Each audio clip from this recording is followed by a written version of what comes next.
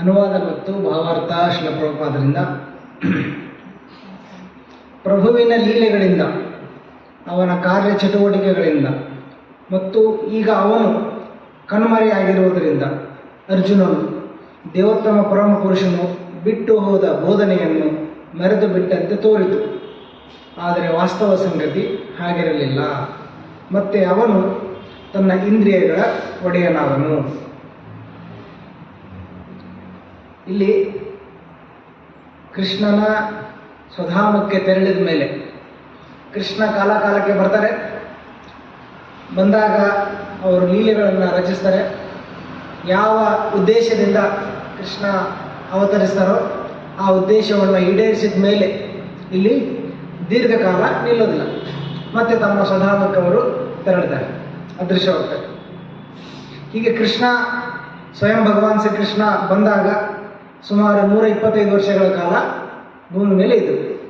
ಮತ್ತು ಅನೇಕ ಲೀಲೆಗಳನ್ನು ಜನಿಸಿದ್ದು ಮಥುರೆಯಲ್ಲಿ, ಜನಿಸೋದಕ್ಕಿಂತ ಅವತರಿಸಿದ್ದು ಪ್ರಕಟವಾಗಿದ್ದು ಮಥುರೆಯಲ್ಲಿ, ಅಲ್ಲಿಂದ ಹೋಗಿದ್ದು ಗೋಕುಲಕ್ಕೆ, ಗೋಕುಲದಿಂದ ನಂದಗ್ರಾಮದಿಂದ ಬೃಂದಾವನ, 3 ಸೇರಿ ಬೃಂದಾವನದಲ್ಲಿ ಬಾಲ್ಯವನ್ನು ಕಳೆದಿದ್ದು. ಆಮೇಲೆ ಇಲ್ಲಿ ಬಂದರು, ದ್ವಾರಕಾ ಬಂದ್ರ, ಬೃಂದಾವನದಲ್ಲಿ ಬಂದರು, ಮಥುರಾ ಬಂದರು. ಅಲ್ಲಿ ಕಂಸನ ವಧೆ ಆಗುತ್ತೆ, ಕಂಸನ ಸಂಹಾರ ಆಗುತ್ತೆ. ಆಮೇಲೆ ಸ್ವಲ್ಪ ಕಾಲ ಮಥುರೆಯಲ್ಲಿ ವಾಸ ಮಾಡ್ತಾರೆ. ಆಮೇಲೆ ಮಥುರೆಯಿಂದ ದ್ವಾರಕಾ ಬರ್ತಾರೆ. ಸೊ ಅಂತಿಮವಾಗಿ ವಾಸ ಮಾಡಿದ್ದು ದೀರ್ಘಕಾಲ ದ್ವಾರಕೆಯಲ್ಲಿ. ದ್ವಾರಕೆಯಿಂದ ಕೆಲವೊಮ್ಮೆ ಹಸ್ತಿನಾಪುರಕ್ಕೆ, ಕೆಲವೊಮ್ಮೆ ಇತರ ಜಾಗಕ್ಕೆ ಪ್ರವಾಸ ಮಾಡಿದ್ದಿದೆ. ಪಾಂಡವರನ್ನು ಭೇಟಿಯಾಗಲಿಕ್ಕೆ, ಮತ್ತು ಯುದ್ಧ ಭೂಮಿಯಲ್ಲಿ ಭಾಗವಹಿಸಲಿಕ್ಕೆ, ಕುರುಕ್ಷೇತ್ರ, ಅನೇಕ ಜಾಗದಿಂದ ಅವರು ಪ್ರಯಾಣ ಮಾಡಿ ಕಾರ್ಯನಿರ್ವಹಿಸಲಿಕ್ಕೆ ಅವರು ಲೀಲೆಗಳನ್ನು ಮಾಡಿದರು. ಆಮೇಲೆ ಪುನಃ ದ್ವಾರಕೆ ಬಂದು, ದ್ವಾರಕೆಯಿಂದ ಅಂತಿಮವಾಗಿ ಅವರು ಪ್ರವಾಸ ಕ್ಷೇತ್ರದಿಂದ ಅವರು ಅಲ್ಲಿಂದ ನಿರ್ಗಮಿಸಿದರು ತನ್ನ ಸ್ವಧಾಮಕ್ಕೆ. ಇದೆಲ್ಲವನ್ನ ಅರ್ಜುನ ಅವರು ಸದಾ ಅವರ ಸಹಚರರಾಗಿದ್ದರು. ಅವತ್ತು ಸದಾ ಕೃಷ್ಣನ ಅವನ ಜೊತೆಗೆ ಇರುವ ಮತ್ತು ಅವರ ಭಕ್ತರು, ನಿರಂತರ ಅವರ ಸೇವೆ ಸಲ್ಲಿಸುತ್ತಿರುವ ಭಕ್ತರಲ್ಲಿ ಅರ್ಜುನ ಒಬ್ಬ. ಪಾಂಡವರು ಅರ್ಜುನರು ಸೇವೆ ಮಾಡಿದರು.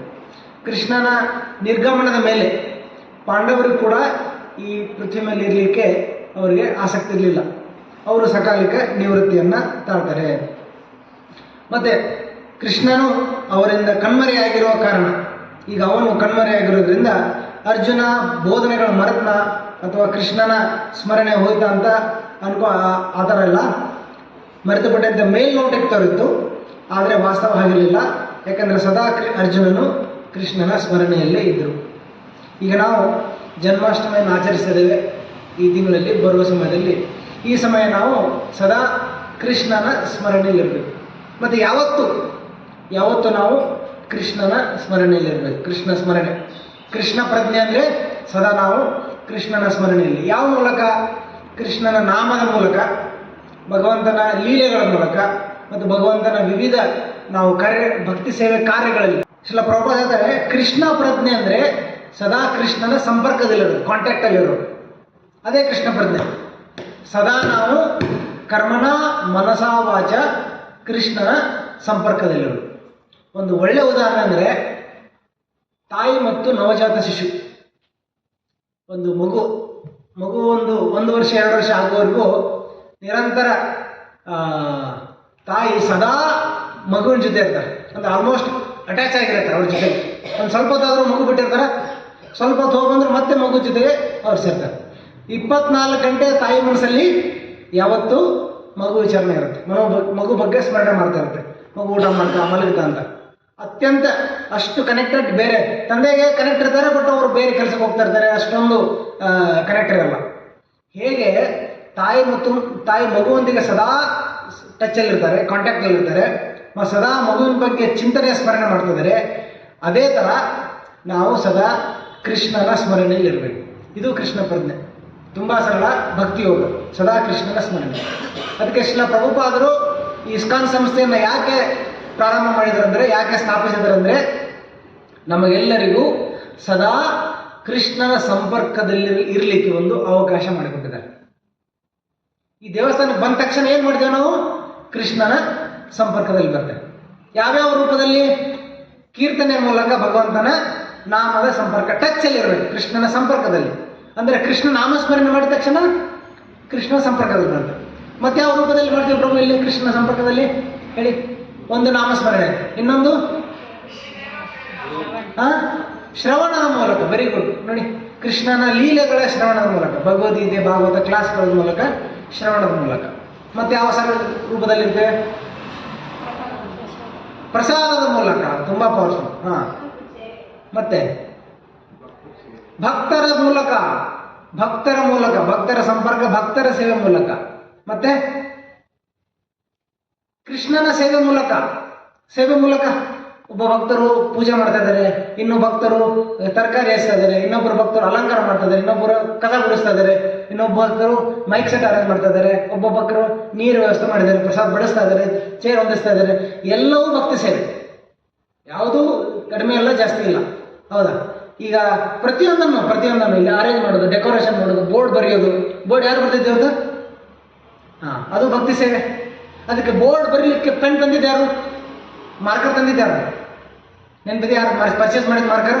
ನೋಡಿ, ಭಕ್ತಿ ಸೇವೆ, ಮಾರ್ಕರ್ ತಂದಿದ್ದು. ಮತ್ತೆ ಇದನ್ನ ಇಲ್ಲಿ ಇದಕ್ಕೆ ಸೇರಿಸಿದ್ಯಾರು? ಇಲ್ಲಿ ಇಂಥದನ್ನು ಬೋರ್ಡ್ ಇಟ್ಟಿದ್ಯಾರು? ಪ್ರಭುಗಳು. ನೀನಿಟ್ಟ್ಯಾ? ಶಕ್ತಿಮಾನ್ ಯಾರಿಟ್ರು? ನೀವಿಟ್ರು. ಅದು ಭಕ್ತಿ ಸೇವೆ. ಚಾ ಕಾಯಿಸಿದ್ಯಾರು? ಇವತ್ತು ನೀನು. ಭಕ್ತಿ ಸೇವೆ. ಇಲ್ಲಿ ನೀರಿಟ್ಟಿದ್ಯಾರು? ಭಕ್ತಿ ಸೇವೆ. ಭಾಗವತ ಮನ್ಸಿದ್ಯಾರು? ಭಕ್ತಿ ಸೇವೆ. ಹೌದಾ? ಪ್ರತಿಯೊಂದು ನನಗೆ ಫೋನ್ ಮಾಡಿ ಕರೆದಿದ್ದಾರು ಪ್ರಭುಗಳು, ಭಕ್ತಿ ಸೇವೆ. ಟೇಬಲ್ ಕುಂದರು, ಪ್ರತಿಯೊಂದು ಭಕ್ತಿ ಸೇವೆ. ಎಲ್ಲಿ ಹೋಗಿದ್ರೆ ಕೂತ್ಕೊಂಡು ಪ್ರಸಾದ ತಗೊಳ್ಳೋದು ಕೂಡ ಭಕ್ತಿ ಸೇವೆ. ಅಷ್ಟು ಅದ್ಭುತವಾಗಿ ನಮಗೆ ಕೃಷ್ಣ ಸಂಪರ್ಕದಲ್ಲಿರಲಿಕ್ಕೆ ಒಂದು ಅವಕಾಶ ಈ ಕೃಷ್ಣ ಪ್ರಜ್ಞೆ ಸಂಸ್ಥೆ. ಅದಕ್ಕೆ ಕೃಷ್ಣ ಪ್ರಜ್ಞೆ ಅಂದ್ರೆ ಏನಂದ್ರೆ ಸದಾ ಕೃಷ್ಣನ ಸಂಪರ್ಕದಲ್ಲಿ ಇರುವುದು. ಯಾವ್ಯಾವ ಮೂಲಕ? ನಾಮದ ಮೂಲಕ, ಲೀಲಾ ಶ್ರವಣದ ಮೂಲಕ. ಓಕೆ, ಶ್ರವಣ ಅಂದ್ರೆ ಕೇಳೋದು. ಮತ್ತೆ ಓದೋದು ಯಾವ್ದ್ರಲ್ಲಿ ಬರುತ್ತೆ? ಶ್ರವಣಂ ಕೀರ್ತನಂ ವಿಷ್ಣುಸ್ಮ ನವವೇದ ಭಕ್ತಿ ಅಂತಲ್ಲ, ಅದರಲ್ಲಿ ರೀಡಿಂಗ್ ಎದ್ರಲ್ಲಿ ಬರುತ್ತೆ? ಪುಸ್ತಕ ಓದೋದು ಎಲ್ಲಿ ಬರುತ್ತೆ? ಇಲ್ಲವಲ್ಲ? ಶ್ರವಣ ಕೀರ್ತನದಲ್ಲಿಲ್ಲ. ಸ್ವಾಧ್ಯಾಯನಂ ಅಧ್ಯಯನ ಅಂತಿದೆಯಾ? ಎಲ್ಲಿ ಬರುತ್ತೆ ಪುಸ್ತಕ ಓದೋದು? ಅದು ಕೂಡ ಶ್ರವಣಮಲ್ಲಿ ಬರುತ್ತೆ. ಯಾಕಂದ್ರೆ ನೀವು ಪುಸ್ತಕ ಓದುವಾಗ ಏನ್ ಮಾಡ್ತಿದ್ದೀರಾ? ಕೇಳ್ತಾ ಇದ್ದೀರಾ. ಪ್ರಭುಪಾದ ಹೇಳ್ತಾ ಇದ್ರೆ ನೀವು ಕೇಳ್ತಾ ಇದ್ದೀರಾ. ಕರೆಕ್ಟಾ? ಯಾರು ಲೇಖಕರು ನಮ್ಮ ಜೊತೆ ಮಾತಾಡ್ತಾ ಇದ್ದಾರೆ, ನಾವು ಲೇಖಕರು, ಅವರು ಪ್ರಭುಪಾದ ಓದಿದ್ದಾದ್ರೆ ನೇರವಾಗಿ ಹೇಳಿದ್ರೆ ನಾವು ಕೇಳ್ತೇವೆ. ಅದನ್ನ ಲಿಖಿತ ರೂಪದಲ್ಲಿ ಬರೆದ್ರೆ ನಾವು ಓದುವಾಗ ಅವರ ಮಾತನ್ನ ಸ್ಮರಣೆ ಕೇಳ್ದಂಗೆ, ಅದು ಶ್ರವಣ. ಇದು ಕೃಷ್ಣ ಪ್ರಜ್ಞೆ, ಕೃಷ್ಣ ಭಕ್ತಿಯ ಒಂದು ಅಂಗ. ಅದಕ್ಕೆ ಹೇಳ್ತಾರೆ ಭಾಗವತದಲ್ಲಿ, ಮನ್ಮನಾಭವ ಮದ್ಭಕ್ತೋ ಮಧ್ಯಾಜಿ ಮಾಂ ನಮಸ್ಕುರು ಮಾಮೇ ವೇಷಿಸಿ ಸತ್ಯಂತೆ ಪ್ರತಿಜಾನಿ ಪ್ರಯೋಸನೆ. ಈ ಶ್ಲೋಕ ಭಗವದ್ಗೀತೆಯಲ್ಲಿ 2 ಸರ್ತಿ ಬರುತ್ತೆ ಅಲ್ವಾ? 2 ಸರ್ತಿ ಬರುತ್ತೆ. 9ನೇ ಅಧ್ಯಾಯದ ಕೊನೆಯ ಶ್ಲೋಕ ಇದೆ, ಸ್ವಲ್ಪ ವ್ಯತ್ಯಾಸ ಆಗಿದೆ. ಮನ್ಮನಾಭವ ಮದ್ಭಕ್ತೋ ಮಧ್ಯಾಜಿ ಮಾಂ ನಮಸ್ಕುರು ಮಾಮೇ ವೇಷಿಸಿ ತ್ವೈಮಂ ಆತ್ಮಾನ ಮತ್ ಪ್ರಯೋಸನೆ. ಅಂದ್ರೆ ಅಲ್ಲಿಯೂ ಕೂಡ ನಾವು ಸದಾ ಕೃಷ್ಣನ ಸ್ಮರಣೆಯಲ್ಲಿರ್ಬೇಕಂತ ಹೇಳ್ತಾರೆ. ಅದಕ್ಕೆ ಈಗ ಕೃಷ್ಣ ಜನ್ಮಾಷ್ಟಮಿ ಪ್ರಯುಕ್ತ ನಾವೇನ್ ಮಾಡ್ಬೇಕಂದ್ರೆ ನಿರಂತರ ಕೃಷ್ಣನ ಲೀಲೆಗಳ ಸ್ಮರಣೆ ಮಾಡಬೇಕು. ಮತ್ತೆ ಭಾಗವತದಲ್ಲಿ, ಭಗವದ್ಗೀತೆಯಲ್ಲಿ ಅನೇಕ ಜಾಗಗಳಲ್ಲಿ ಹೇಳ್ತಾರೆ, ನಿವೃತ್ತ ಕರ್ಷೆ ರೂಪಿಗೀಯ ಮಾನಂ ಅಂತ ಹೇಳ್ತಾರೆ. ಅಂದ್ರೆ ಒಬ್ಬ ವ್ಯಕ್ತಿ ತನ್ನ ಶ್ರೇಯಸ್ಕೋಸ್ಕರ ಮಾಡಬೇಕಾದ ಅತ್ಯಂತ ಮುಖ್ಯವಾದ ಕೆಲಸ ಏನಂದ್ರೆ ಭಗವಂತನ ಲೀಲಾಶ್ರವಣ. ಯಸ್ಯಾಂ ವೈಶೋಯ ಮಾನಾಯಾಂ ಕೃಷ್ಣೇ ಪರಮ ಪೂರುಷೇ ಭಕ್ತಿರ್ ಉತ್ಪದ್ಯತೆ ಪುಂಸಾ ಶೋಕಮೋಹ ಭಯಾಪಹ. ನಾವು ನಿರಂತರ ಕೃಷ್ಣನ ಲೀಲೆ ಶ್ರವಣ ಮಾಡಿದ್ರೆ ಏನಾಗುತ್ತೆ? ಯಸ್ಯಾಂ ವೈಶ್ರೂಯ ಮಾನಾಯಾಂ ಕೃಷ್ಣೇ ಪರಮ ಪುರುಷೇ. ನಮ್ಮ ಹೃದಯದಲ್ಲಿ ಕೃಷ್ಣನೆಡೆಗೆ ಭಕ್ತಿ ಉತ್ಪತ್ತಿಯಾಗುತ್ತೆ. ಭಕ್ತಿ ಉತ್ಪದ್ಯತೆ ಪುಂಸ ಶೋಕ ಮೋಹ ಭಯಾಪಹ. ನಮ್ಮ ಮನಸ್ಸಲ್ಲಿರೋ ಶೋಕ ಮೋಹ ಇನ್ನಿತರ ಏನು ಕಾಂಪ್ಲಿಕೇಶನ್ ಇದೆ ಅದೆಲ್ಲವೂ ನಿವಾರಣೆ ಆಗುತ್ತೆ. ಅದಕ್ಕೆ ಲೀಲಾಶ್ರವಣದ ತುಂಬಾ ಮುಖ್ಯವಾದ ಭಕ್ತಿ ಅಂಗ ಇದು. ಅದಕ್ಕೋಸ್ಕರನೇ ಶ್ರೀಲ ಪ್ರಭುಪಾದರು ಕೃಷ್ಣ ಶ್ರೀಮದ್ ಭಾಗವತ ದಶಮ ಸ್ಕಂದದ ಏನು ಟಿಪ್ಪಣಿ ಇದೆ ಅದು ಅವರ ಕೃಷ್ಣ ಪುಸ್ತಕದಲ್ಲಿ ಬರೆದಿದ್ದಾರೆ. ಕೆಲವರು ಕೇಳ್ತಾರೆ, ನಾನು 10th ಗಂಟೆ ಹೋದ್ರೆ ಆಗುತ್ತಾ ಅಂತ. ಭಾಗವತ ಓದ್ತಿರಲ್ಲ ಸಾಕಂತ, ಕೃಷ್ಣ ಪುಸ್ತಕ ಓದಲೇಬೇಕಂತ. ಅದೇ ವಿಷಯ ಅಲ್ಲ. ಭಾಗವತದ ದಶಮ ಸ್ಕಂದದಲ್ಲಿ ಏನಿದೆ? ಕೃಷ್ಣನ ಲೀಲೆ ಇದೆ. ಮತ್ತೆ ಕೃಷ್ಣ ಪುಸ್ತಕದಲ್ಲಿ ಕೂಡ ಕೃಷ್ಣನ ಲೀಲೆ ಇದೆ. ಆದರೂ ಕೃಷ್ಣ ಪುಸ್ತಕ ಓದಲೇಬೇಕಾ? ಕಂಪಲ್ಸರಿನಾ ಬಿಟ್ಟು ನಡೆಯುತ್ತಾ? ಯಾಕೆ ಓದಲೇಬೇಕು? ಇದು ಶ್ರೀಲ ಪ್ರಭುಪಾದರ ಟಿಪ್ಪಣಿ. ಶ್ರೀಮದ್ ಭಾಗವತ ದಶಮ ಸ್ಕಂದದಲ್ಲಿ ಸ್ವಲ್ಪ ಭಾಗ ಮಾತ್ರ ಪ್ರಭುಪಾದರು ಅನುವಾದ ಮಾಡಿದ್ದಾರೆ, 13ನೇ ಅಧ್ಯಾಯದವರೆಗೂ. ಬ್ರಹ್ಮವಿಮಾನ ಲೀಲೆ ಇದೆಯಲ್ಲ ಅಲ್ಲಿವರೆಗೂ ಮಾತ್ರ. ಆಮೇಲೆ ಅವರು ಇಲ್ಲಿಂದ ಈ ಜಗತ್ತನ್ನ ಅಲ್ಲಿ ಅಪ್ರಕಟವಾದ ತಿರೋಭವ ಆಯ್ತು ಅವ್ರದ್ದು. ಆ ಕಾರಣ ಅವರು ಸಂಪೂರ್ಣ ಮುಗಿಸ್ಲಿಲ್ಲ ಪ್ರಭುಪಾದರು ಭಾವ ದಶಮ ಸ್ಕಂದ. ಆದರೆ ಅದಕ್ಕಿಂತ ಮುಂಚೆನೆ ಗೊತ್ತಿತ್ತು ಪ್ರಭುಪಾದರಿಗೆ, ಏನೋ ಬಹುಶಃ ಅವರಿಗೆ ಆಭಾಸ ಆಗಿತ್ತು, ನಾನು ಸಂಪೂರ್ಣ ಭಾಗವತ ಬರಲಿಕ್ಕೆ ಆಗದೆ ಇರ್ಬೋದು ಅಂತ, ಕಾಲದ ಅಭಾವದಿಂದ ಬರ್ಲಿಕ್ಕೆ ಆಗದೆ ಇರ್ಬೋದು ಅಂತ. ಅದಕ್ಕೋಸ್ಕರ ಅವರು ಮೊದಲೇ ಭಾಗವತ ಮುಗಿಯೋಕ್ಕಿಂತ ಮುಂಚೆನೆ ಕೃಷ್ಣ ಪುಸ್ತಕವನ್ನ ಬರೆದರು. ಅಂದರೆ ದಶಮ ಸ್ಕಂದವನ್ನ ಶ್ರೀಲ ಪ್ರಭುಪಾದರು ಎಕ್ಸ್ಪ್ಲೇನ್ ಮಾಡಿದ್ದಾರೆ. ಅದಕ್ಕೆ ಪದೇ ಪದೇ ನಾವು ದಶಮ ಸ್ಕಂದದಲ್ಲಿ ಕೂಡ 10ನೇ ಸ್ಕಂದದಲ್ಲಿ ಭಾವಾರ್ಥದಲ್ಲಿ ಕೃಷ್ಣ ಪುಸ್ತಕದಲ್ಲಿ ಪ್ರಭುಪಾದರು ಹೀಗೆ ಹೇಳಿದ್ದಾರೆ, ಕೃಷ್ಣ ಪುಸ್ತಕ ಹಾಗೆ ಹೇಳಿದ್ದಾರೆ. ಪದೇ ಪದೇ ಈ ಪುಸ್ತಕದ ಉಲ್ಲೇಖ ಬರುತ್ತೆ ಪದೇ ಪದೇ. ಅದಕ್ಕೆ ದಯವಿಟ್ಟು ನಾವೆಲ್ಲರೂ ಕೃಷ್ಣ ಪುಸ್ತಕವನ್ನ ನಾವು ಕಡ್ಡಾಯವಾಗಿ ಕಂಪಲ್ಸರಿಯಾಗಿ ಓದಬೇಕು. ಎಷ್ಟು ಜನ ಆಗಲೇ ಓದಿದ್ದೀರಾ ಕೃಷ್ಣ ಬುಕ್ ಕಂಪ್ಲೀಟ್? ಮತ್ತೆ ಮಾತಾಜಿಗಳು ಕಂಪ್ಲೀಟ್ ಕೃಷ್ಣ ಬುಕ್ ಆಗಿದ್ದಾರೆ? ಎಷ್ಟು ಜನ ಓದಿಲ್ಲ? ಕೈ ಐತಿ ನೋಡ, ಸಂಕೋಚ ಬೇಡ. ಓಕೆ, ಇದು ಒಳ್ಳೆ ಅವಕಾಶ. ಇವತ್ತಿಂದಾನೇ ಆರಂಭ ಮಾಡಬೇಕು ಎಲ್ಲರೂ. ಎಷ್ಟು ಜನ ಹತ್ರ ಇಲ್ಲ ಕೃಷ್ಣ ಬುಕ್? ಇದೆಯಾ ಇಲ್ವಾ? ಪ್ರಭು ಕಾಪೀಸ್ ಇದೆಯಾ ನಮ್ಮ ಹತ್ರ? ಹಾಂ, ಯಾರ ಹತ್ರ ಇಲ್ಲ ಒಂದು ಕಾಪಿ? ಪರ್ಸನಲ್ ಕಾಪಿ ಯಾರ ಹತ್ರ ಇಲ್ಲ? ಪ್ರಭು ತೊಗೊಳ್ಬೇಕು ಇವತ್ತೇ ಎಂತಿಗೆ ಬಿಡಿ, ಒಂದು ಡಿಸ್ಟ್ರಿಬ್ಯೂಟ್ ನಾವೇ ಮಾಡೋಣ ಎಲ್ರಿಗೂ. ಯಾರ ಹತ್ರ ಕೃಷ್ಣ ಪುಸ್ತಕ ಇಲ್ಲ ದಯವಿಟ್ಟು ಈ ಕ್ಲಾಸ್ ಎಂಡಿಗೆ ಒಂದೊಂದು ಪ್ರತಿಯೊಂದು ಬೇಕಾದ್ರೆ ಹಣಕಾಸಿನ ಚಿಂತನೆ ಮಾಡಬೇಡಿ, ನೀವು ಸ್ವಲ್ಪ ಸ್ವಲ್ಪ ಕೊಟ್ಟರಾಗುತ್ತೆ. ಕೊಡೋಕ್ಕಾಗದೇ ಇದ್ರೂ ಪರವಾಗಿಲ್ಲ, ವಿದ್ಯಾರ್ಥಿಗಳು ಕೊಡೋಕ್ಕಾಗದೇ ಇದ್ರೂ ನಾವು ಬೇರೆ ವ್ಯವಸ್ಥೆ ಮಾಡೋಣ. ಆದರೆ ಎಲ್ಲರ ಹತ್ರ, ಇಲ್ಲಿ ಕೂತಿರೋ ಎಲ್ಲರ ಹತ್ರ ಒಂದು ಪರ್ಸ್ನಲ್ ಕಾಪಿ ಇರಬೇಕು. ಈ ಇತ್ತೀಚೆಗೆ ಹಂಗೆ personal car, personal two wheeler ಎಲ್ಲ ಬೇಕು. ಮನೆ ಒಂದು ಗಾಡಿ ಇರುತ್ತೆ, ಆದರೆ ಸ್ವಂತದ ಗಾಡಿ ಬೇಕು, ಯಾಕಂದ್ರೆ ನಾವು ಎಲ್ಲಾದ್ರೂ ಹೋಗ್ಬೇಕಂತ ಎಮರ್ಜೆನ್ಸಿ. ಪರ್ಸ್ನಲ್ ವೆಹಿಕಲ್ ಎಲ್ಲ ಪರ್ಸ್ನಲ್ ಇರುವಾಗ ಪರ್ಸ್ನಲ್ ಕೃಷ್ಣ ಪುಸ್ತಕ ಕೂಡ ಇರಬೇಕಲ್ಲ. ಒಂದು ಮನೇಲಿ ಒಂದು ಪುಸ್ತಕ ಅಲ್ಲ, ಎಷ್ಟು ಜನ ಇದ್ರೆ ಅಷ್ಟು ಪುಸ್ತಕ, ಯಾಕಂದ್ರೆ ಪ್ರತಿಯೊಬ್ಬರು ಓದಬೇಕು. ಒಂದು ಹೇಳ್ತೇನೆ, ಪ್ರಹ್ಲಾದಾನಂದ ಸ್ವಾಮಿ ಮಹಾರಾಜ್ ಅಂತಿದ್ದಾರೆ. ಪ್ರಹ್ಲಾದಾನಂದ ಮಹಾರಾಜ್ ಅವರು ಈ ಪುಸ್ತಕವನ್ನು ಸುಮಾರು 50 ಸತಿ ಓದಿದ್ದಾರೆ. ಪದೇ ಪದೇ ಓದಿ ಓದಿ ಹೆಂಗಾಗಿದೆ ಅಂದರೆ, ನಮ್ಮ ಸ್ನೇಹಿತರೊಬ್ಬರು ಪ್ರಿಯಗೋವಿಂದ ಪ್ರಭು ಇದ್ದಾರೆ, ಅವರ ಪುಸ್ತಕ ಈ ಭಾಗ ಪೂರ್ತಿ ಕಪ್ಪಾಗ್ಬಿಟ್ಟಿದೆ, ಪೂರ್ತಿ ಕಪ್ಪಾಗ್ಬಿಟ್ಟಿದೆ. ನಮ್ದು ಹೆಂಗಿರುತ್ತೆ ಚಕಾಚಕ್ ಹೆಂಗೆ ತಂದಿರ್ತಾರ ಯಥಾರೂಪ. ಯಥಾರೂಪ ಅಂತ ಪ್ರಭಾದ ಇದಾರಲ್ಲ, ಯಥಾರೂಪ ಅಂದರೆ ಕಬೋರ್ಡಲ್ಲಿ ಯಥಾರೂಪವಾಗಿರುತ್ತೆ. As it is, untouched, untouch as it is ತರಬೇಕಾದ್ರೆ ಆ್ಯಸ್ ಇಟ್ ಈಸ್ ಇಡಬಾರ್ದು ಪುಸ್ತಕವನ್ನು, ಅದನ್ನು ಓದಬೇಕು. ನಾನು ನೋಡಿದೆ ನಮ್ಮ ಪ್ರಿಯಗೋವಿಂದ ಪ್ರಭು ಪುಸ್ತಕ ಈ ಭಾಗ ಕಂಪ್ಲೀಟ್ಲಿ ಡಾರ್ಕ್ ಆಗಿದೆ ಪ್ರಭು. ಅಂದರೆ ಎಷ್ಟು ಡಾರ್ಕ್ ಯಾಕಾಗಿದೆ ಅಂದರೆ ಪದೇ ಪದೇ ಅವರು ಅದನ್ನು ಓದ್ತಾ ಇದ್ದಾರೆ. ಪುಸ್ತಕ ಹಳಿದಾಗ ಕಾಣಬೇಕು, ಓದಿರ್ಬೇಕು. ಅಂದರೆ ಅದು ಪುಸ್ತಕ ಪದೇ ಪದೇ ನಾವು ಪುಟ ತಿರುಗಿಸ್ತಾ ಇದ್ದಾವೆ ಅಂತ. ಅದಕ್ಕೆ ದಯವಿಟ್ಟು ಈ ಜನ್ಮಾಷ್ಟಮಿ ಅಲ್ವಾ, ಮುಂದಿನ ಜನ್ಮಾಷ್ಟಮಿ ಒಳಗೆ ಕಂಪ್ಲೀಟ್ ಮಾಡ್ತೀರಾ?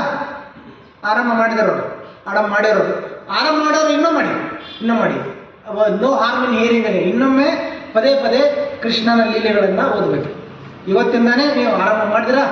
ಎಲ್ಲರೂ ದಿನಕ್ಕೊಂದು ಅರ್ಧ ಗಂಟೆ 15-20 ನಿಮಿಷ ನಿಮಗೆ ಪ್ರತಿನಿತ್ಯ ಓದ್ಬೋದು. ತುಂಬ ಸರಳವಾಗಿ ಕೃಷ್ಣನ ಲೀಲೆಗಳನ್ನು ಅವರು ಇಲ್ಲಿ ಕೊಟ್ಟಿದ್ದಾರೆ. ಅಂದರೆ ಇದು ಲೀಲಾ ಸ್ಮರಣೆ, ಕೃಷ್ಣನ ಲೀಲಾ ಸ್ಮರಣೆ ತುಂಬ ತುಂಬ ಮುಖ್ಯವಾದ ಭಕ್ತಿ ಅಂಗ.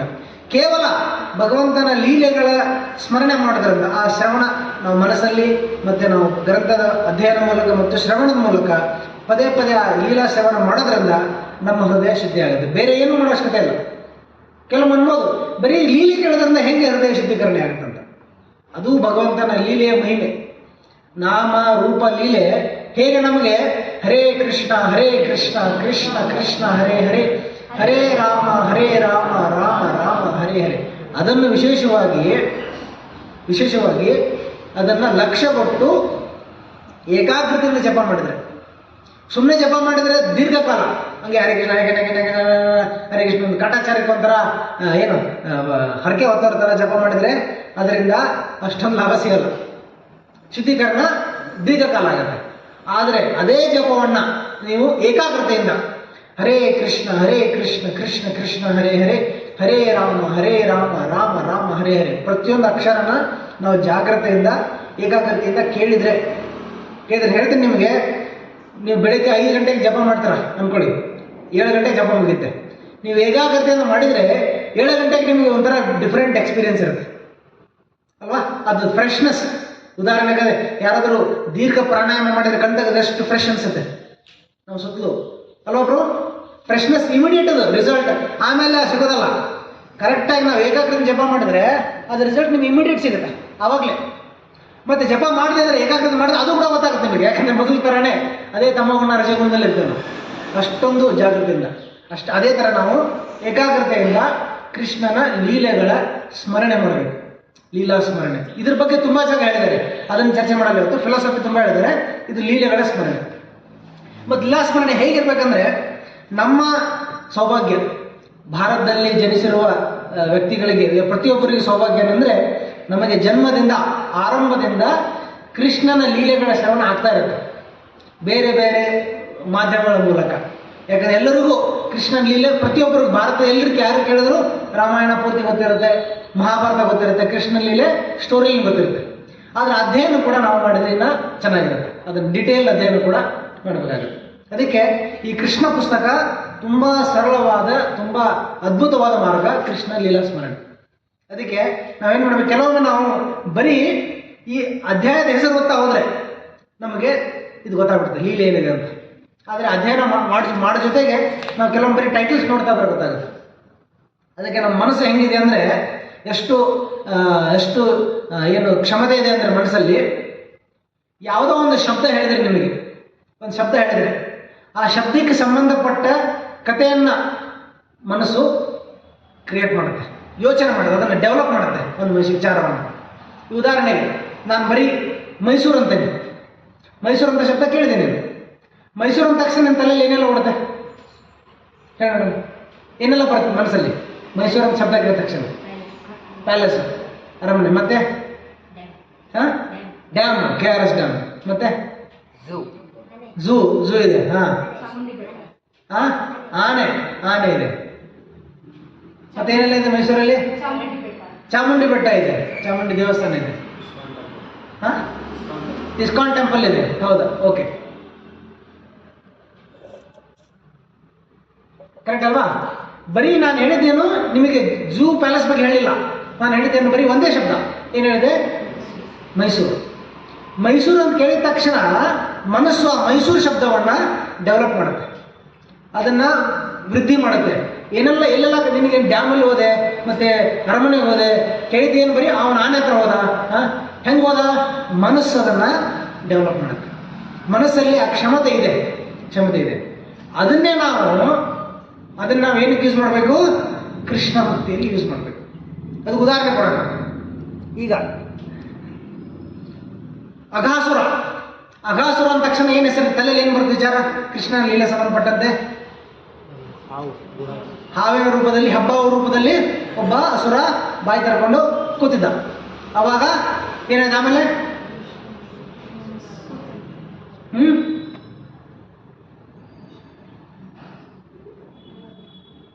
ಎಲ್ಲರೂ ಹಾವು ಹತ್ರ ಬಂದರು, ಎಲ್ಲ ನೋಡ್ತಾ ಇದ್ರು, ಏನಪ್ಪ ಇಷ್ಟು ವಿಶಾಲವಾದ ಹಾವಿದೆ ಏನಂತ. ಅವಾಗ ಕೃಷ್ಣ ಅದನ್ನು ಪ್ರವೇಶ ಮಾಡಿದ. ಅವನಿಂದ ಎಲ್ಲ ಸ್ನೇಹಿತರು ಕೂಡ ಅವರಿಂದ ಪ್ರವೇಶ ಮಾಡಿದ್ರು. ಅಘಾಸುರನ ಅವನ ಪ್ಲಾನ್ ಏನಿತ್ತು, ಅವನ ವಿಚಾರ ಏನಿತ್ತು, ಯೋಜನೆ ಏನಿತ್ತು? ಕೃಷ್ಣ ಒಳಗೆ ಬಂದ ತಕ್ಷಣ ನಾನು ಬಾಯಿ ಮುಚ್ಚಿ ಕೃಷ್ಣನನ್ನು ನಾನು ತಿಂದುಬಿಡ್ತೇನೆ, ಕೃಷ್ಣನ ನಾನು ಕೊಲ್ತೇನೆ ಅಂತ ಅವನ ಪ್ಲಾನ್ ಇದ್ದ. ಆದರೆ ಕೃಷ್ಣ ಏನು ಮಾಡಿದ? ಆವಾಗ ಬಾಯಲ್ಲಿ ಹೋಗಿ ಏನು ಮಾಡಿದ? ಬಾಯಲ್ಲಿ ನಿಂತು ತನ್ನನ್ನೇ ಅವನು ವಿಸ್ತರಣೆ ಮಾಡ್ತಾವ, ದೊಡ್ಡವನಾಗ್ತಾ ಹೋದ. ಎತ್ತರ ಆಗಿ ಅವನ ಬಾಯಿ ಪೂರ್ತಿ ಸೀಳೋವರೆಗೂ ಕೃಷ್ಣ ಅವನ ಬಾಯನ್ನು 2 ಭಾಗವಾಗಿ ಇಬ್ಬಾಗ ಮಾಡಿದ ಅಂತ. ಸೊ ಅಂದರೆ ಬರೀ ನಾನು ಹೇಳಿದ ಶಬ್ದ ಅಘಾಸುರ. ಗೋವರ್ಧನ ಅಂದ ತಕ್ಷಣ ತಲೆಯಲ್ಲಿ ಅನೇಕ ವಿಚಾರಗಳು ಬರ್ತವೆ, ಗೋವರ್ಧನ ಹೆಸರು ಶಬ್ದ ಕೇಳಿದ ತಕ್ಷಣ. ಹಾಗೆ ನಾವು ಸದಾ ಪ್ರತಿನಿತ್ಯ ನಾವು ಕೃಷ್ಣನ ಲೀಲೆಗಳ ಸ್ಮರಣೆ ಮಾಡ್ತಾ ಇರಬೇಕು, ಕೃಷ್ಣ ಲೀಲೆಗಳ ಸ್ಮರಣೆ. ಅದಕ್ಕೆ ಈ ಪುಸ್ತಕ ತುಂಬ ಅದ್ಭುತವಾದ ಒಂದು ಮಾರ್ಗ. ಅದಕ್ಕೆ ನಾನು ಕೇಳ್ತಾ ಇರೋದು, ನನ್ನ ಸೇರಿಸಿ ಪ್ರತಿಯೊಬ್ಬರು ನಾವು ಇವತ್ತಿಂದ ಈ ಕೃಷ್ಣ ಪುಸ್ತಕ ಓದೋರು ಇನ್ನೂ ಓದಬೇಕು. ಮಾಡೋಣ ಈ ಒಂದು ಎಕ್ಸಸೈಸು. ಈ ವರ್ಷದ ಜನ್ಮಾಷ್ಟಮಿಯಿಂದ ಮುಂದಿನ ವರ್ಷ ಜನ್ಮಾಷ್ಟಮಿವರೆಗೂ ನಾವು ಕೃಷ್ಣ ಪುಸ್ತಕವನ್ನು ಕಂಪ್ಲೀಟಾಗಿ ಓದಬೇಕು. ಆಗುತ್ತಲ್ಲ? ಆಗ್ಬೋದು. 79 ಅಧ್ಯಾಯ ಇದೆ. ನೀವು ಒಂದು ಸ್ವಲ್ಪ ದಿನಕ್ಕೆ, ಒಂದು 2-3 ದಿನಕ್ಕೆ ಒಂದು ಅಧ್ಯಾಯ ಮಾಡಿದ್ರು ಕೂಡ ನೀವು ಈ ಪುಸ್ತಕವನ್ನು ಕಂಪ್ಲೀಟಾಗಿ ನಾವು ಖಂಡಿತವಾಗಿ ಓದ್ಬೋದು. ನಾನು ನೆಕ್ಸ್ಟ್ ಟೈಮ್ ಬಂದಾಗೆಲ್ಲ ಕೇಳ್ತೇನೆ ಎಲ್ಲಿವರೆಗೂ ಬಂದಿದ್ದಾರೆ ಅಂತ, ಯಾವ ಸ್ಟೋರಿವರೆಗೂ ಓದ್ತಾರೆ ಅಂತ ಹೇಳಿ. ಓಕೆ, ಅದನ್ನು ಮಾಡೋಣ. ಸೊ ಇವತ್ತು ನಾವು ಆರಂಭದಿಂದ ಕೃಷ್ಣನ ಕೆಲವು ಬಾಲ್ಯಲೀಲೆಗಳನ್ನು ನಾವು ಸ್ಮರಣೆ ಮಾಡೋಣ. ಮತ್ತು ಮುಂದಿನ ವಾರ ಯಾರು ಪ್ರವಚನ ಮಾಡ್ತಾರೆ ಅವರು ಅಲ್ಲಿಂದ ಕಂಟಿನ್ಯೂ ಮಾಡ್ತಾರೆ. ಸೊ ಆರಂಭದಲ್ಲಿ ಕೃಷ್ಣನ ಅವತಾರ, ಮೊದಲನೇ ಅಧ್ಯಾಯದ ಹೆಸರು ಕೃಷ್ಣನ ಅವತಾರ. ಅಂದರೆ ಕೃಷ್ಣ ಹೇಗೆ ಅವತರಿಸಿದರು, ಯಾವ ಕಾರಣಕ್ಕೆ ಮತ್ತು ಯಾವ ಉದ್ದೇಶದಿಂದ, ಯಾವ ಸನ್ನಿವೇಶದಲ್ಲಿ ಕೃಷ್ಣ ಅವತರಿಸಿದರು ಅಂತ ನಾವು ನೋಡೋಣ. ಆರಂಭದಲ್ಲಿ ನೋಡ್ತೇವೆ ನಾವು ಭೂದೇವಿ ಎಲ್ಲರನ್ನ ಪೋಷಣೆ, ಎಲ್ಲರಿಗೂ ಆಶ್ರಯ ನೀಡಿದೆ. ಭೂದೇವಿ ಎಲ್ಲರೂ ಭೂಮಿ ಮೇಲೆ ಆಶ್ರಯ ಪಡ್ತಿದ್ದಲ್ಲ, ನಮಗೆ ನೀರು, ಆಹಾರ, ನಮಗೆ ಮತ್ತೆ ವಾಸಸ್ಥಾನ, ವಿಶ್ರಾಂತಿ ಸ್ಥಾನ ಪ್ರತಿಯೊಂದನ್ನು ಭೂಮಿ ನಮಗೆ ನೀಡ್ತಾ ಇದೆ. ಅನೇಕ ಜನರು ಆಶ್ರಯ ಪಡೆದಿದ್ದಾರೆ ಭೂಮಿ ಮೇಲೆ. ಆದರೆ ಭೂಮಿಯ ಮೇಲೆ ಇರುವ ಅನುಕೂಲಗಳು, ಈ ಜಗತ್ತಿನಲ್ಲಿರೋ ಅನುಕೂಲಗಳು ಯಾವ ಕಾರಣಕ್ಕೆ? ಈಗ ಸಮಾಜದಲ್ಲಿ ಒಂದು ಅನುಕೂಲ ಸರ್ಕಾರ ಒಂದಿಷ್ಟು ಅನುಕೂಲ ಕೊಟ್ಟಿದೆ, ನಮಗೆ ನೀರು ಕೊಡ್ತಾ ಇದೆ, ಮತ್ತೆ ಎಲ್ಲ ವ್ಯವಸ್ಥೆ ಕೊಟ್ಟಿದ್ದಾರೆ, ರೋಡ್ ಕೊಟ್ಟಿದ್ದಾರೆ. ಯಾವ ಕಾರಣಕ್ಕೆ? ನಾವು ಸುಖವಾಗಿರಲಿ ಅಂತ. ಆದರೆ ಏನಾದರೂ ನಾವು ತೊಂದರೆ ಮಾಡಿದ್ರೆ ಇನ್ನೊಬ್ಬರಿಗೆ ಸಮಸ್ಯೆ ಮಾಡಿದರೆ ಏನಾಗುತ್ತೆ? ನಾವು ಇಲ್ಲಿ ಇರಲಿಕ್ಕೆ, ಸಮಾಜದಲ್ಲಿ ಇರಲಿಕ್ಕೆ ನಾವು ಯೋಗ್ಯರಲ್ಲ ಅಂತ ಗೊತ್ತಾಗುತ್ತೆ. ನಮಗೆ ಬೇರೆ ಥರದ ಏನಾಗುತ್ತೆ? ಶಿಕ್ಷೆ ಆಗುತ್ತಲ್ವಾ? ಯಾರು ನಿಯಮ ಉಲ್ಲಂಘನೆ ಮಾಡ್ತಾರೆ, ಅಪರಾಧ ಮಾಡ್ತಾರೆ ಅಂತ. ಹಾಗೆಯೇ ಈ ಜಗತ್ತಿನಲ್ಲಿ ಆಶ್ರಯ ಕೊಟ್ಟಿದ್ದು ಪೃಥ್ವಿ ಇತ್ಯಾದಿ ಗ್ರಹಗಳು ಮತ್ತು ಸೂರ್ಯ, ಚಂದ್ರ, ಆಕಾಶ ನಮಗೆಲ್ಲ ಆಶ್ರಯ ಯಾಕೆ ಕೊಟ್ಟಿದ್ದಾರೆ ಅಂತಂದರೆ, ನಾವು ಸುಖವಾಗಿ ಇರುವಾಗ ಮತ್ತು ನಮ್ಮ ಜೀವನದಲ್ಲಿ ಭಗವದ್ಭಕ್ತಿ ಆಚರಣೆ ಮಾಡಬೇಕಂತ ಕೊಟ್ಟಿದ್ದಾರೆ. ಇದು ಇರೋದೇ ಭೌತಿಕ ಜಗತ್ತು, ಇದೊಂಥರ ಜೈಲು, ಕಾರಾಗೃಹ ಇದ್ದಂಗೆ ಭೌತಿಕ ಜಗತ್ತು. ಹೌದು. ಇಲ್ಲಿ ನಾವು ನಮ್ಮ ಮುಖ್ಯವಾದ ಕಾರ್ಯ, ನಾವು ಮಾಡಬೇಕಾದ ಮುಖ್ಯವಾದ ಕಾರ್ಯ ಏನು? ನಾವು ಭಕ್ತಿ ಸೇವೆ. ಅದಕ್ಕೋಸ್ಕರನೇ ಈ ಅವಕಾಶ ಕೊಡಲಾಗಿದೆ. ಈ ಜಗತ್ತಿನ ಒಂದು ಹೇಳ್ತಾರೆ ಭಾಗವತದಲ್ಲಿ, ಈ ಜಗತ್ತಿನ ಸೃಷ್ಟಿ ಮಾಡಿದ್ದಕ್ಕೆ ಯಾಕೆ ಸೃಷ್ಟಿ ಮಾಡಿದ್ದಾರೆ ಅಂದರೆ ಮುಖ್ಯವಾಗಿ 2 ಉದ್ದೇಶ. ಈ ಜಗತ್ತನ್ನು ಸೃಷ್ಟಿ ಮಾಡೋದು 2 ಉದ್ದೇಶ. ಮೊದಲನೇ ಉದ್ದೇಶ ಬದ್ಧ ಜೀವಿಗಳಿಗೆ ಭಗವಂತನ ವಿರುದ್ಧವಾಗಿ ಇರಲಿಕ್ಕೆ, ಭಗವಂತನಿಂದ ಸ್ವತಂತ್ರವಾಗಿರಲಿಕ್ಕೆ ಮತ್ತು ಭಗವಂತನ ಅನುಕರಣೆ ಮಾಡಲಿಕ್ಕೆ ಒಂದು ಅವಕಾಶ. ನಿಮ್ಗೆ ಗೊತ್ತಿದೆಯಾ ಬದ್ಧ ಜೀವಿ ಅಂದರೆ? ಮಕ್ಕಳಿಗೆ 2 ಥರ ಜೀವಿಗಳು, ಒಂದು ಸಿದ್ಧ ಜೀವಿ, ಇನ್ನೊಂದು ಯಾವುದು? ಬದ್ಧ ಜೀವಿ. ಅದಕ್ಕೆ 2 ಹೇಳ್ತಾರೆ. ಒಂದು ಕೃಷ್ಣ ಸೇವೋನ್ಮುಖ ಜೀವಿ. ಕೃಷ್ಣ ಸೇವೋನ್ಮುಖ ಅಂದರೆ ಯಾವಾಗಲೂ ಅವರು ಭಗವಂತನ ಧಾಮದಲ್ಲಿ, ವೈಕುಂಠ ಲೋಕದಲ್ಲಿ ಕೃಷ್ಣನ ಸೇವೆಯಲ್ಲಿರ್ತಾರೆ. ಕೃಷ್ಣ ಸೇವೋನ್ಮುಖಿ ಜೀವ. ಇನ್ನೊಂದು ಕೃಷ್ಣ ಬಹಿರ್ಮುಖಿ ಜೀವ. ಇಲ್ಲಿರುವವರು ಯಾರು? ಬಹಿರ್ಮುಖಿ, ಕೃಷ್ಣನಿಂದ ಮುಖವನ್ನು ಈ ಕಡೆ ತಿರ್ಸ್ಕೊಂಡಿದ್ದಾರೆ, ಅವರು ಬಹಿರ್ಮುಖಿ. ಇನ್ನೊಂದು ಸೇವನ್ಮುಖಿ. ನಾವೇನಿರಬೇಕು? ಸೇವನ್ಮುಖಿ. ಆದರೆ ಈಗೇನಾಗಿದ್ದೇವೆ? ಬಹಿರ್ಮುಖಿ ಆಗಿದೆ. ಈ ಜಗತ್ತಲ್ಲಿರುವವರೆಲ್ಲರೂ ಕೃಷ್ಣ ಬಹಿರ್ಮುಖಿ. ಉದಾಹರಣೆಗೆ ಜೈಲಲ್ಲಿರುವವರು ಸರ್ಕಾರ ಬಹಿರ್ಮುಖಿ. ಜೈಲಲ್ಲಿರೋ ಯಾರು? ಸರ್ಕಾರವನ್ನು ಅವರು ಉಲ್ಲಂಘನೆ ಮಾಡಿದ್ದಾರೆ. ಸರ್ಕಾರದ ನಿಯಮವನ್ನು ಮುರಿದಿದ್ದಾರೆ ಅಥವಾ ಅಪರಾಧ ಮಾಡಿದ್ದಾರೆ, ಅದಕ್ಕೆ ಅವರಲ್ಲಿದ್ದಾರೆ. ಸರ್ಕಾರ ಬಹಿರ್ಮುಖಿಯಲ್ಲಿದ್ದಾರೆ, ಜೈಲಲ್ಲಿದ್ದಾರೆ. ಸರ್ಕಾರ ಸೇವನ್ಮುಖಿಯಲ್ಲಿದ್ದಾರೆ, ಸಮಾಜದಲ್ಲಿದ್ದಾರೆ. ಸೇವೆಯನ್ನು, ಸರ್ಕಾರವನ್ನು ಪಾಲನೆ ಮಾಡ್ತಾರೆ, ನಾಮವನ್ನು ಪಾಲನೆ ಮಾಡ್ತಾರೆ. ಇಲ್ಲಿ ಬಂದಿರುವವರು ಬಹಿರ್ಮುಖಿ. ನಾವು ಯಾವ ಥರ ಜೀವಿ? ಕೃಷ್ಣ ಬಹಿರ್ಮುಖಿ ಜೀವ. ಸೊ ಬಹಿರ್ಮುಖಿ ಜೀವಿಯ ಉದ್ದೇಶ ಏನು?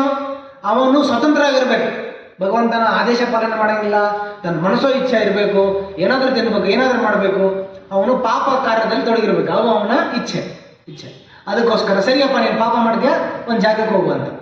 ಈ ಭೌತಿಕ ಜಗತ್ತು ಕೃಷ್ಣ ಬಹಿರ್ಮುಖಿಗಳಿಗೆ ಅಥವಾ ಬದ್ಧ ಜೀವಿಗಳಿಗೆ ಭಗವಂತನಿಂದ ಪ್ರತ್ಯೇಕವಾಗಿದ್ದು ಇಲ್ಲಿ ಪಾಪ ಕಾರ್ಯ ಮಾಡಲಿಕ್ಕೆ ಒಂದು ಅವಕಾಶ. ಅದು ಒಂದು ಉದ್ದೇಶ. ಇನ್ನೊಂದು ಉದ್ದೇಶ ಏನು? ಅಂತಹ ಪಾಪ ಕಾರ್ಯ ಮಾಡಲಿಕ್ಕೆ ಇಚ್ಛೆ ಪಡುವ ಜೀವಿಗಳಿಗೆ, ಬದ್ಧ ಜೀವಿಗಳಿಗೆ, ಬಹಿರ್ಮುಖರಿಗೆ ಹೃದಯ ಪರಿವರ್ತನೆ ಮಾಡ್ಕೊಳ್ಳಿಕ್ಕೆ ಒಂದು ಅವಕಾಶ. ಅದಕ್ಕೆ ಜೈಲು ಬರೀ ಶಿಕ್ಷೆಗೋಸ್ಕರ ಅಲ್ಲ. ಜೈಲಿನ ಉದ್ದೇಶ ಏನು? ಪರಿವರ್ತನೆ. ಅವನು ತನ್ನ ತಪ್ಪನ್ನು ತಿಳಿದುಕೊಂಡು ಅರಿತುಕೊಂಡು ಅವನು ಹೃದಯ ಪರಿವರ್ತನೆ ಆಗಲಿ ಅಂತ ಅವರಲ್ಲಿ ಒಂದಿಷ್ಟು ಅವರು ಸ್ವಲ್ಪ ದಿನ ಇಟ್ಟಿರ್ತಾರೆ, ಮನಸ್ಸು ಪರಿವರ್ತನೆ ಆಗಲಿ ಅಂತ. ಅದಕ್ಕೋಸ್ಕರ ನಾವಿಲ್ಲಿ ಬಂದಿರೋ ಒಂದು ಅವಕಾಶ ಏನಂದರೆ ಹೃದಯ ಪರಿವರ್ತನೆ. ಆ ಹೃದಯ ಪರಿವರ್ತನೆಗೆ ಅವಕಾಶ ನೀಡಲಾಗುತ್ತೆ. ಎಲ್ಲರಿಗೂ ಒಂದು ಅವಕಾಶ ಇರುತ್ತೆ, ಭಗವಂತ ಒಂದು ಅವಕಾಶ ನೀಡ್ತಾರೆ. ಅದರಲ್ಲಿ ವಿಶೇಷವಾಗಿ ಹೃದಯ ಪರಿವರ್ತನೆಗೆ 3 ಅವಕಾಶ ಅಂತ ಹೇಳ್ತಾರೆ. 3 ಅವಕಾಶ. ಈ ಜೀವಿ ನಾವು ಬರ್ತೀವಿ, ಇಲ್ಲಿ ಬಂದ ಮೇಲೆ ಶರೀರ ಸ್ವೀಕಾರ ಮಾಡ್ತೇವೆ. ಎಷ್ಟು ಥರ ಶರೀರ ಇದೆ? 84 ಲಕ್ಷ ನೀರಲ್ಲಿ ಮತ್ತು ಆಕಾಶದಲ್ಲಿ, ಪಕ್ಷಿಗಳ ರೂಪದಲ್ಲಿ, ವೃಕ್ಷ ಗಿಡಗಂಟೆಗಳ ರೂಪದಲ್ಲಿ 84 ಲಕ್ಷ ಯೋನಿಗಳಿದೆ, ಶರೀರಗಳಿದೆ. ಅದರಲ್ಲಿ ಜೀವಿ ಭ್ರಮಣ ಮಾಡ್ತಾ ಇದೆ. ಕೆಲವೊಮ್ಮೆ ಮನುಷ್ಯ ಆಗ್ತಾನೆ, ಕೆಲವೊಮ್ಮೆ ಪ್ರಾಣಿ ಆಗ್ತಾನೆ, ಕೆಲವೊಮ್ಮೆ ಶಿಶು ಆಗ್ತಾನೆ, ಕೆಲವೊಮ್ಮೆ ಸಸ್ಯ ಆಗ್ತಾನೆ, ಹೀಗೆ ಪ್ರಾಣಿ ಮಾಡ್ತಾನೆ. ಈ ಸಂಚಾರದಲ್ಲಿ, ಈ ಭ್ರಮಣ ಕ್ರಮದಲ್ಲಿ, ಭ್ರಮಣ ಸಂಚಾರದಲ್ಲಿ ಅವನಿಗೆ ಒಂದು ಕೆಲವೊಮ್ಮೆ ಅವನಿಗೆ ತುಂಬ ಒಳ್ಳೆಯ ಅವಕಾಶ ಅಥವಾ ಸೌಭಾಗ್ಯ ಇರುತ್ತೆ. ಅವನಿಗೆ ತುಂಬ ಫಾರ್ಚುನೇಟ್, ತುಂಬ ಅದೃಷ್ಟವಾದ ಸಿಗುತ್ತೆ. ಆವಾಗ ಅತ್ಯಂತ ಅದೃಷ್ಟವಂತ ಜೀವಿ, ಎಲ್ಲ ಇಡೀ ಜಗತ್ತಿನಲ್ಲಿರುವ ಎಲ್ಲ ಜೀವಿಗಳಿಗೆ ಅತ್ಯಂತ ಅದೃಷ್ಟ ಜೀವಿಗಳಿಗೆ 3 ಅವಕಾಶ ಇರುತ್ತದೆ. ಒಂದು ಜೀವಿಯ ಅದೃಷ್ಟದ ಲಕ್ಷಣ ಏನಂತಂದರೆ 3 ಅವಕಾಶ. ಮೊದಲನೇದು ಮನುಷ್ಯತ್ವ, ಅಂದರೆ ಮನುಷ್ಯ ಶರೀರ. ಮನುಷ್ಯತ್ವ ಮನುಷ್ಯರಿಗೆಲ್ಲ, ನಮಗೆಲ್ಲ ಮನುಷ್ಯ ಶರೀರ ಸಿಕ್ಕಿದೆ. ಮನುಷ್ಯತ್ವ ಮೊದಲನೇ ಒಳ್ಳೆಯ ಅವಕಾಶ. ಮನುಷ್ಯತ್ವ ಆದಮೇಲೆ ಬರೀ ಮನುಷ್ಯರಾದರೆ ಪ್ರಯೋಜನ ಇಲ್ಲ, ಮನುಷ್ಯರಾಗಿ ಉಂಡು ತಿಂದು ಮಲಗಿದರೆ ಪ್ರಯೋಜನ ಇಲ್ಲ. ಅದ್ರ ಜೊತೆಗೆ ಮನುಷ್ಯತ್ವ ಜೊತೆಗೆ ಮುಮುಕ್ಷತ್ವ, ಮೋಕ್ಷ ಸಾಧನೆ ಮಾಡಲಿಕ್ಕೆ ಆಸಕ್ತಿ, ಒಲವು. ಜೀವನದ ಉದ್ದೇಶವಾದ ಮೋಕ್ಷ ಸಾಧನೆ ಮಾಡಲಿಕ್ಕೆ, ಈ ಜನ್ಮ ಮೃತ್ಯು ಚಕ್ರದಿಂದ ಮುಕ್ತರಾಗಲಿಕ್ಕೆ ಒಂದು ಅವಕಾಶ, ಆಸಕ್ತಿ. ಮನುಷ್ಯತ್ವ, ಮುಮುಕ್ಷತ್ವ. ಅದು ಹೇಗೆ ಮುಮುಕ್ಷತ್ವ ಸಾಧ್ಯ? ವೈಷ್ಣವ ಗುರುವಿನ ಆಶ್ರಯ. ಮನುಷ್ಯತ್ವ, ಮುಮುಕ್ಷತ್ವ, ವೈಷ್ಣವ ಗುರುವಿನ ಆಶ್ರಯ. ಇದು 3 ಯಾರಿಗೆ ಸಿಗುತ್ತೆ ಅವರು ನಿಜವಾದ ಅದೃಷ್ಟವಂತರು. ಯಾವ್ಯಾವ್ದು ಹೇಳಿ? ಮನುಷ್ಯತ್ವ, ಮುಮುಕ್ಷತ್ವ ಮತ್ತೆ ವೈಷ್ಣವ ಗುರುವಿನ ಆಶ್ರಯ. ನಮ್ಮ ಸೌಭಾಗ್ಯ ಏನಂದರೆ, ಯಾರು ನಾವು ಇಲ್ಲಿ ಕೂತಿದ್ದೇವೆ, ನಮಗೆ ಇದು 3 ಸಿಕ್ಕಿದೆ ಅಲ್ವಾ?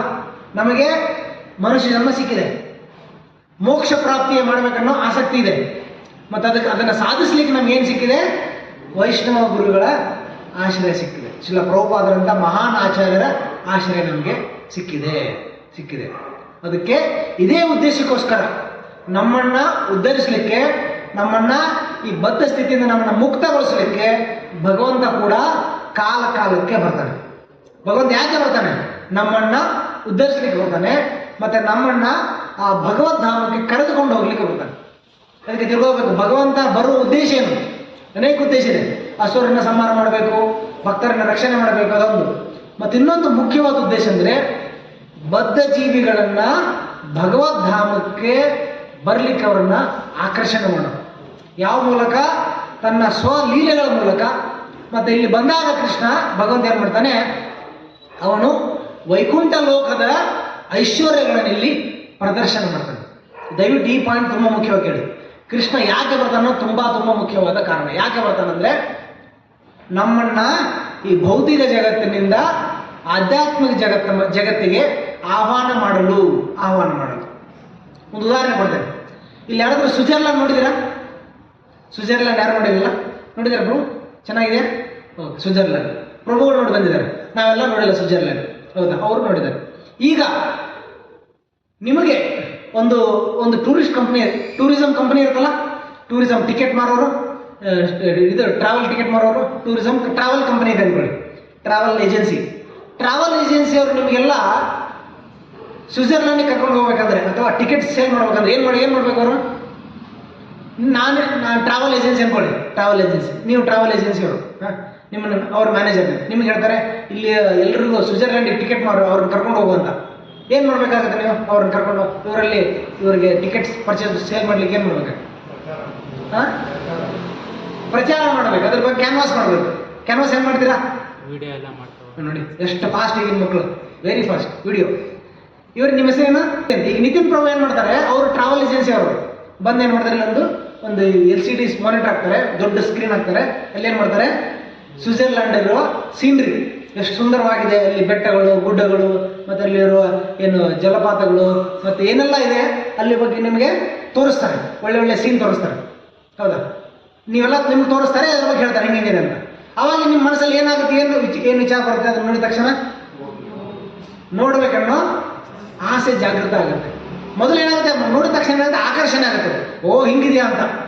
ಈ ಬೆಂಗಳೂರಲ್ಲಿ ಈಗ ಗೊಂದಲಲ್ಲಿರೋರು, ಇಷ್ಟು ಗಲ್ಲಿ ಜಾಗದಲ್ಲಿರೋರು ಅಂತ ಒಂದು ಸುಂದರವಾದ ಜಾಗ ನೋಡಿದ ತಕ್ಷಣ ನಮ್ಮ ಮನಸ್ಸಲ್ಲಿ ಏನಾಗುತ್ತೆ?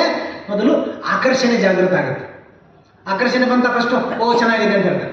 ಆಕರ್ಷಣೆ ನೆಕ್ಸ್ಟ್ ಏನಾಗುತ್ತೆ? ಮನಸ್ಸಲ್ಲಿ ಒಂದು ಇಚ್ಛೆ ಜಾಗೃತ ಆಗುತ್ತೆ. ಯಾವ ಇಚ್ಛೆ? ಅಲ್ಲಿ ಹೋಗ್ಬೇಕಂತ ಇಚ್ಛೆ ಜಾಗೃತ ಆಗುತ್ತೆ. ಇಚ್ಛೆ ಜಾಗೃತ ಆದ್ಮೇಲೆ ನೆಕ್ಸ್ಟ್ ಏನಾಗುತ್ತೆ? ನೀವು ಅಲ್ಲಿ ಹೋಗ್ಲಿಕ್ಕೆ ತಯಾರಿ ಪ್ರಾರಂಭ ಮಾಡ್ತಾರೆ. ಸುಮ್ಮನೆ ಹೋಗ್ಬೇಕಂದ್ರೆ ಆಗಲ್ಲ, ಹಣ ಬೇಕು ಮತ್ತು ತಯಾರಿ ಮಾಡ್ಕೋಬೇಕು. ತಯಾರಿಯನ್ನು ಪ್ರಾರಂಭ ಮಾಡ್ತಾರೆ. ತಯಾರಿ ಮಾಡಿದ್ಮೇಲೆ ನೀವು ಅಲ್ಲಿಗೆ ಹೋಗ್ಲಿಕ್ಕೆ ಸಾಧ್ಯವಾಗುತ್ತೆ, ಟಿಕೆಟ್ ಪರ್ಚೇಸ್ ಮಾಡಿದ್ಮೇಲೆ. ಅದೇ ಥರ ಹೇಗೆ ನಿತಿನ್ ಪ್ರಭುಗಳು ನಮಗೆ ಸ್ವಿಟ್ಜರ್ಲ್ಯಾಂಡ್ ಕರ್ಕೊಂಡು ಹೋಗ್ಲಿಕ್ಕೆ ಈ ಆಹ್ವಾನ ಮಾಡ್ತಿದ್ದಾರೆ, ಇನ್ವೈಟ್ ಮಾಡ್ತಿದ್ದಾರೆ, ಬನ್ನಿ ಬನ್ನಿ ಅಂತ. ಅದ್ಭುತವಾಗಿದೆ, ಹಂಗಿದೆ, ಇನ್ವೈಟ್, ಪ್ರಮೋಟ್, ಕ್ಯಾನ್ವಾಸ್ ಮಾಡ್ತಾರೆ.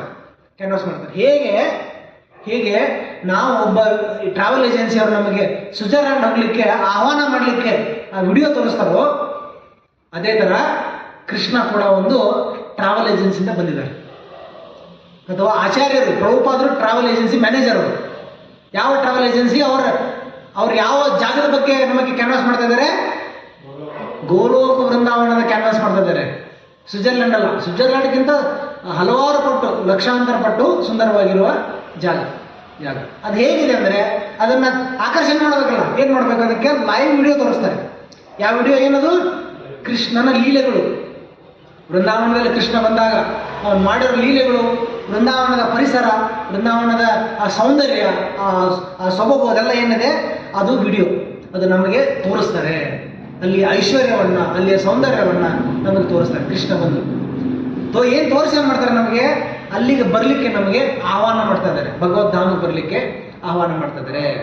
ಸೊ ಫಸ್ಟ್ ಮೊದಲಿಗೆ ನಾವು ಕೃಷ್ಣನ ಲೀಲೆಗಳು ಕೇಳಿದಾಗ ಏನು ಅನ್ಸುತ್ತೆ? ನಮಗೆ ಆಕರ್ಷಣೆ ಆಗುತ್ತೆ. ಇಷ್ಟು ಸುಂದರವಾಗಿ ವೃಂದಾವನ, ಇಷ್ಟು ಸುಂದರವಾದ ಜಾಗ ಇದೆ ನೋಡಿ. ಎಲ್ಲರಿಗೂ ನಮಗೆ ಪಿಕ್ನಿಕ್ ಹೋಗ್ಲಿಕ್ಕೆ ಎಷ್ಟು ಜನಕ್ಕೆ ಇಷ್ಟ? ಒಳ್ಳೆ ಒಂದು ಊರಲ್ಲಿ ಪಿಕ್ನಿಕ್. ಎಷ್ಟು ಜನಕ್ಕೆ ಶಾಲೆ ಕೂತ್ಕೊಂಡು ಓದೋದು ಅಭ್ಯಾಸ ಮಾಡೋದು ಇಷ್ಟ ಆಗಿದೆ?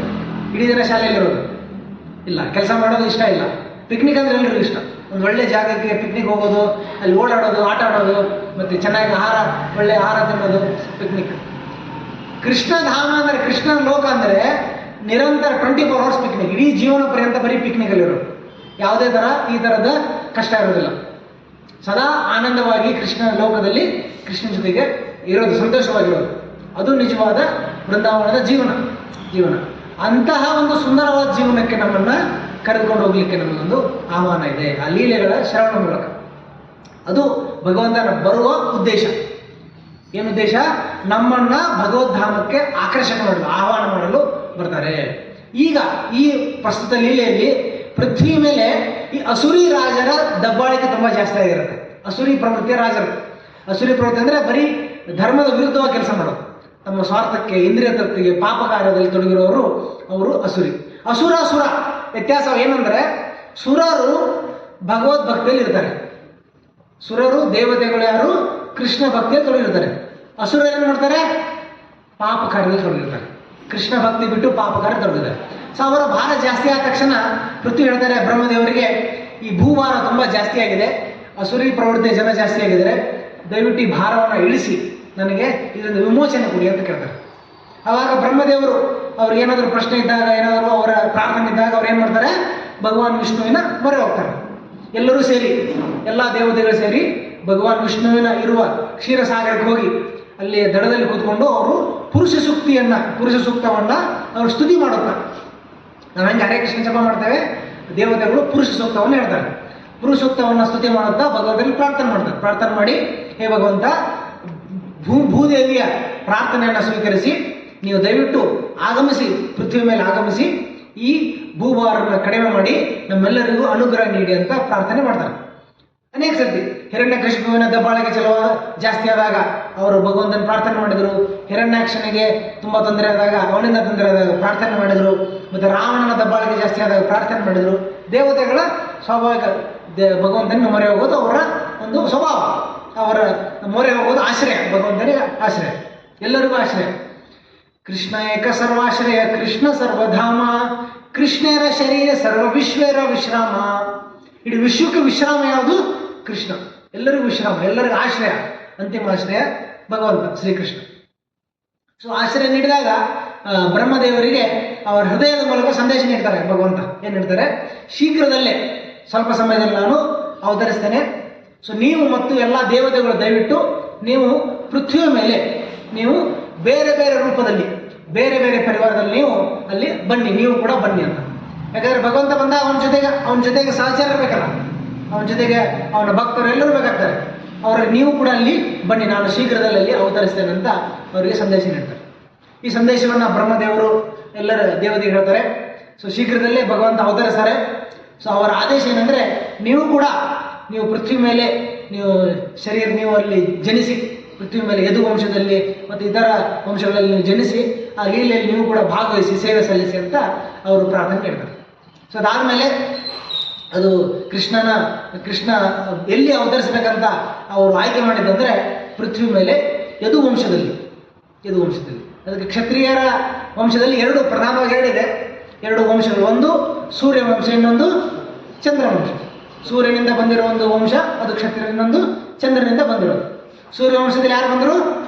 ಭಗವಾನ್ ರಾಮಚಂದ್ರ ಸೂರ್ಯವಂಶ ರಾಮಚಂದ್ರ ಬಂದಿದ್ದು.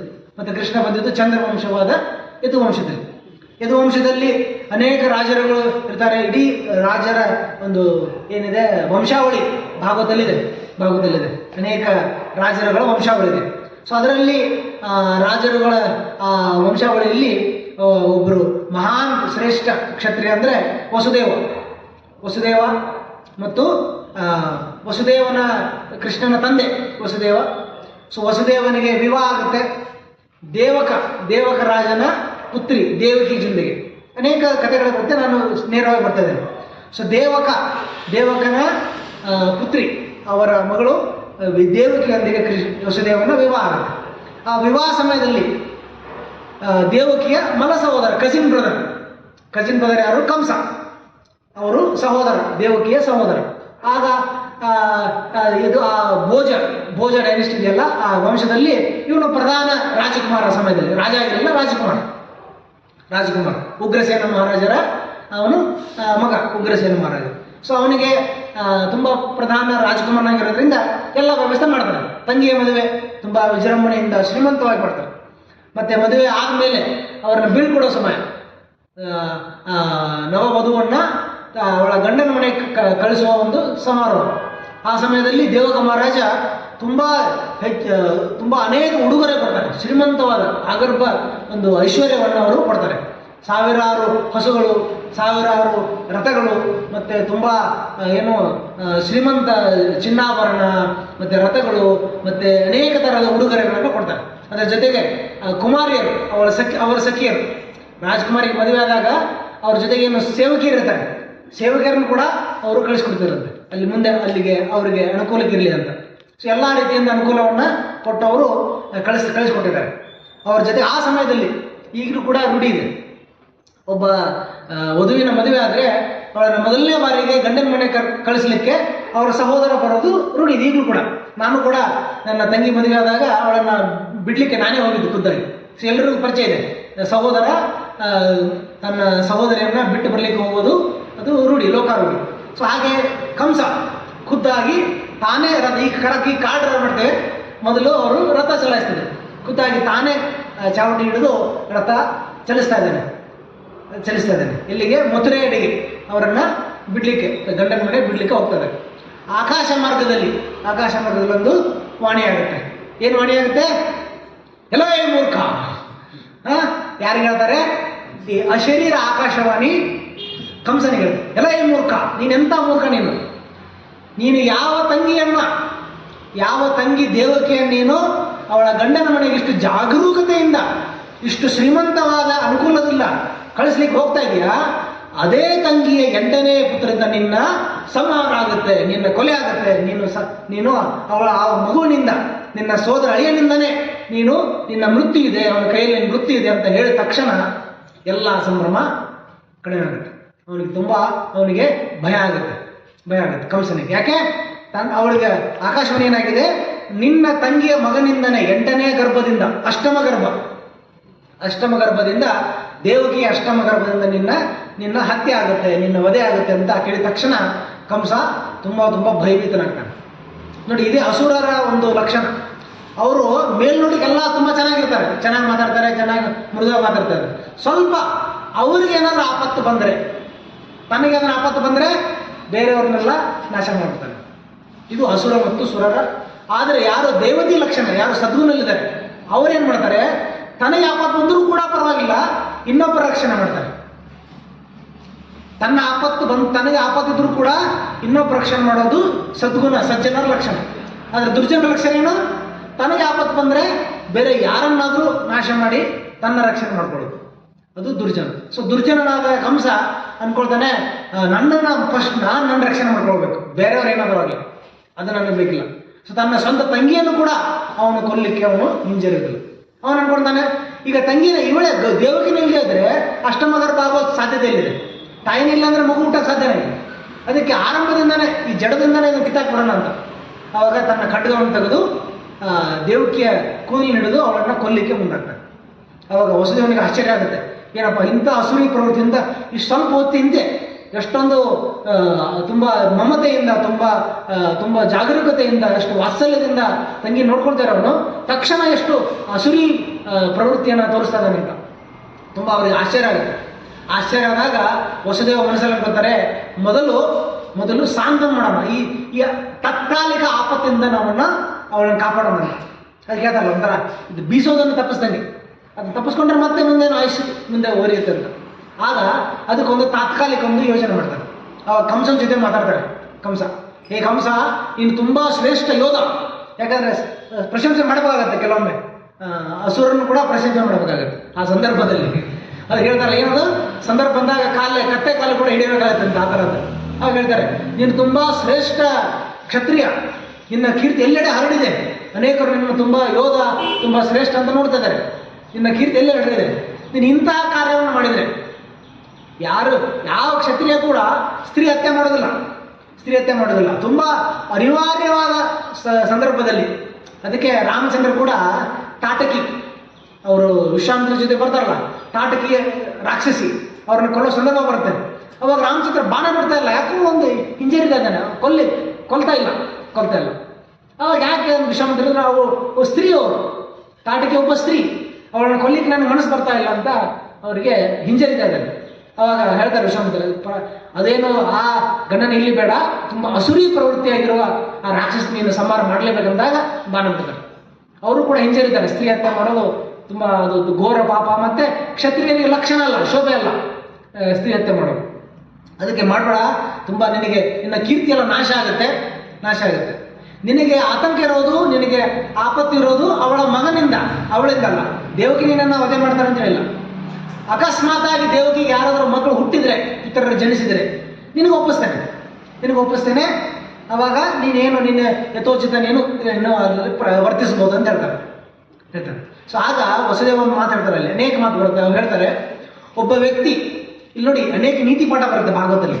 ಒಬ್ಬ ವ್ಯಕ್ತಿ ತನ್ನ ಬುದ್ಧಿಶಕ್ತಿ ಮತ್ತು ದೈಹಿಕ ಶಕ್ತಿ ಇರುವವರೆಗೆ, ಯುಕ್ತಿ ಮತ್ತು ಶಕ್ತಿಯ ಇರುವವರೆಗೂ ಶಕ್ತಿ ಮೀರಿ ಅವನು ತನ್ನನ್ನು ಸಂರಕ್ಷಣೆ ಮಾಡ್ಕೊಳ್ಳಿಕ್ಕೆ ಪ್ರಯತ್ನ ಮಾಡಬೇಕು. ನಮಗೇನಾದ್ರೂ ಆಪತ್ತು ಬಂದರೆ, ಸಮಸ್ಯೆ ಬಂದರೆ ನಾವು ಧೈರ್ಯಗೆಡಬಾರ್ದು.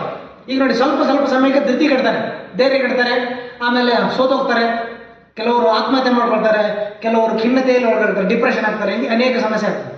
ಇಲ್ಲಿ ಒಂದು ಪಾಠ ಇದೆ, ಏನು ಹೇಳ್ತಾರೆ, ನಮ್ಮಲ್ಲಿ ಯುಕ್ತಿ ಮತ್ತು ಶಕ್ತಿ ಇರುವವರೆಗೂ, ನಮ್ಮ ಯುಕ್ತಿ ಶಕ್ತಿ ಮೀರಿ ನಾವು ನಮ್ಮ ಸಮಸ್ಯೆಗಳನ್ನು ಎದುರಿಸಲಿಕ್ಕೆ ನಾವು ಪ್ರಯತ್ನ ಮಾಡಬೇಕು, ನಾವು ಫೈಟ್ ಮಾಡಬೇಕು, ನಾವು ಹೋರಾಟ ಮಾಡಬೇಕು.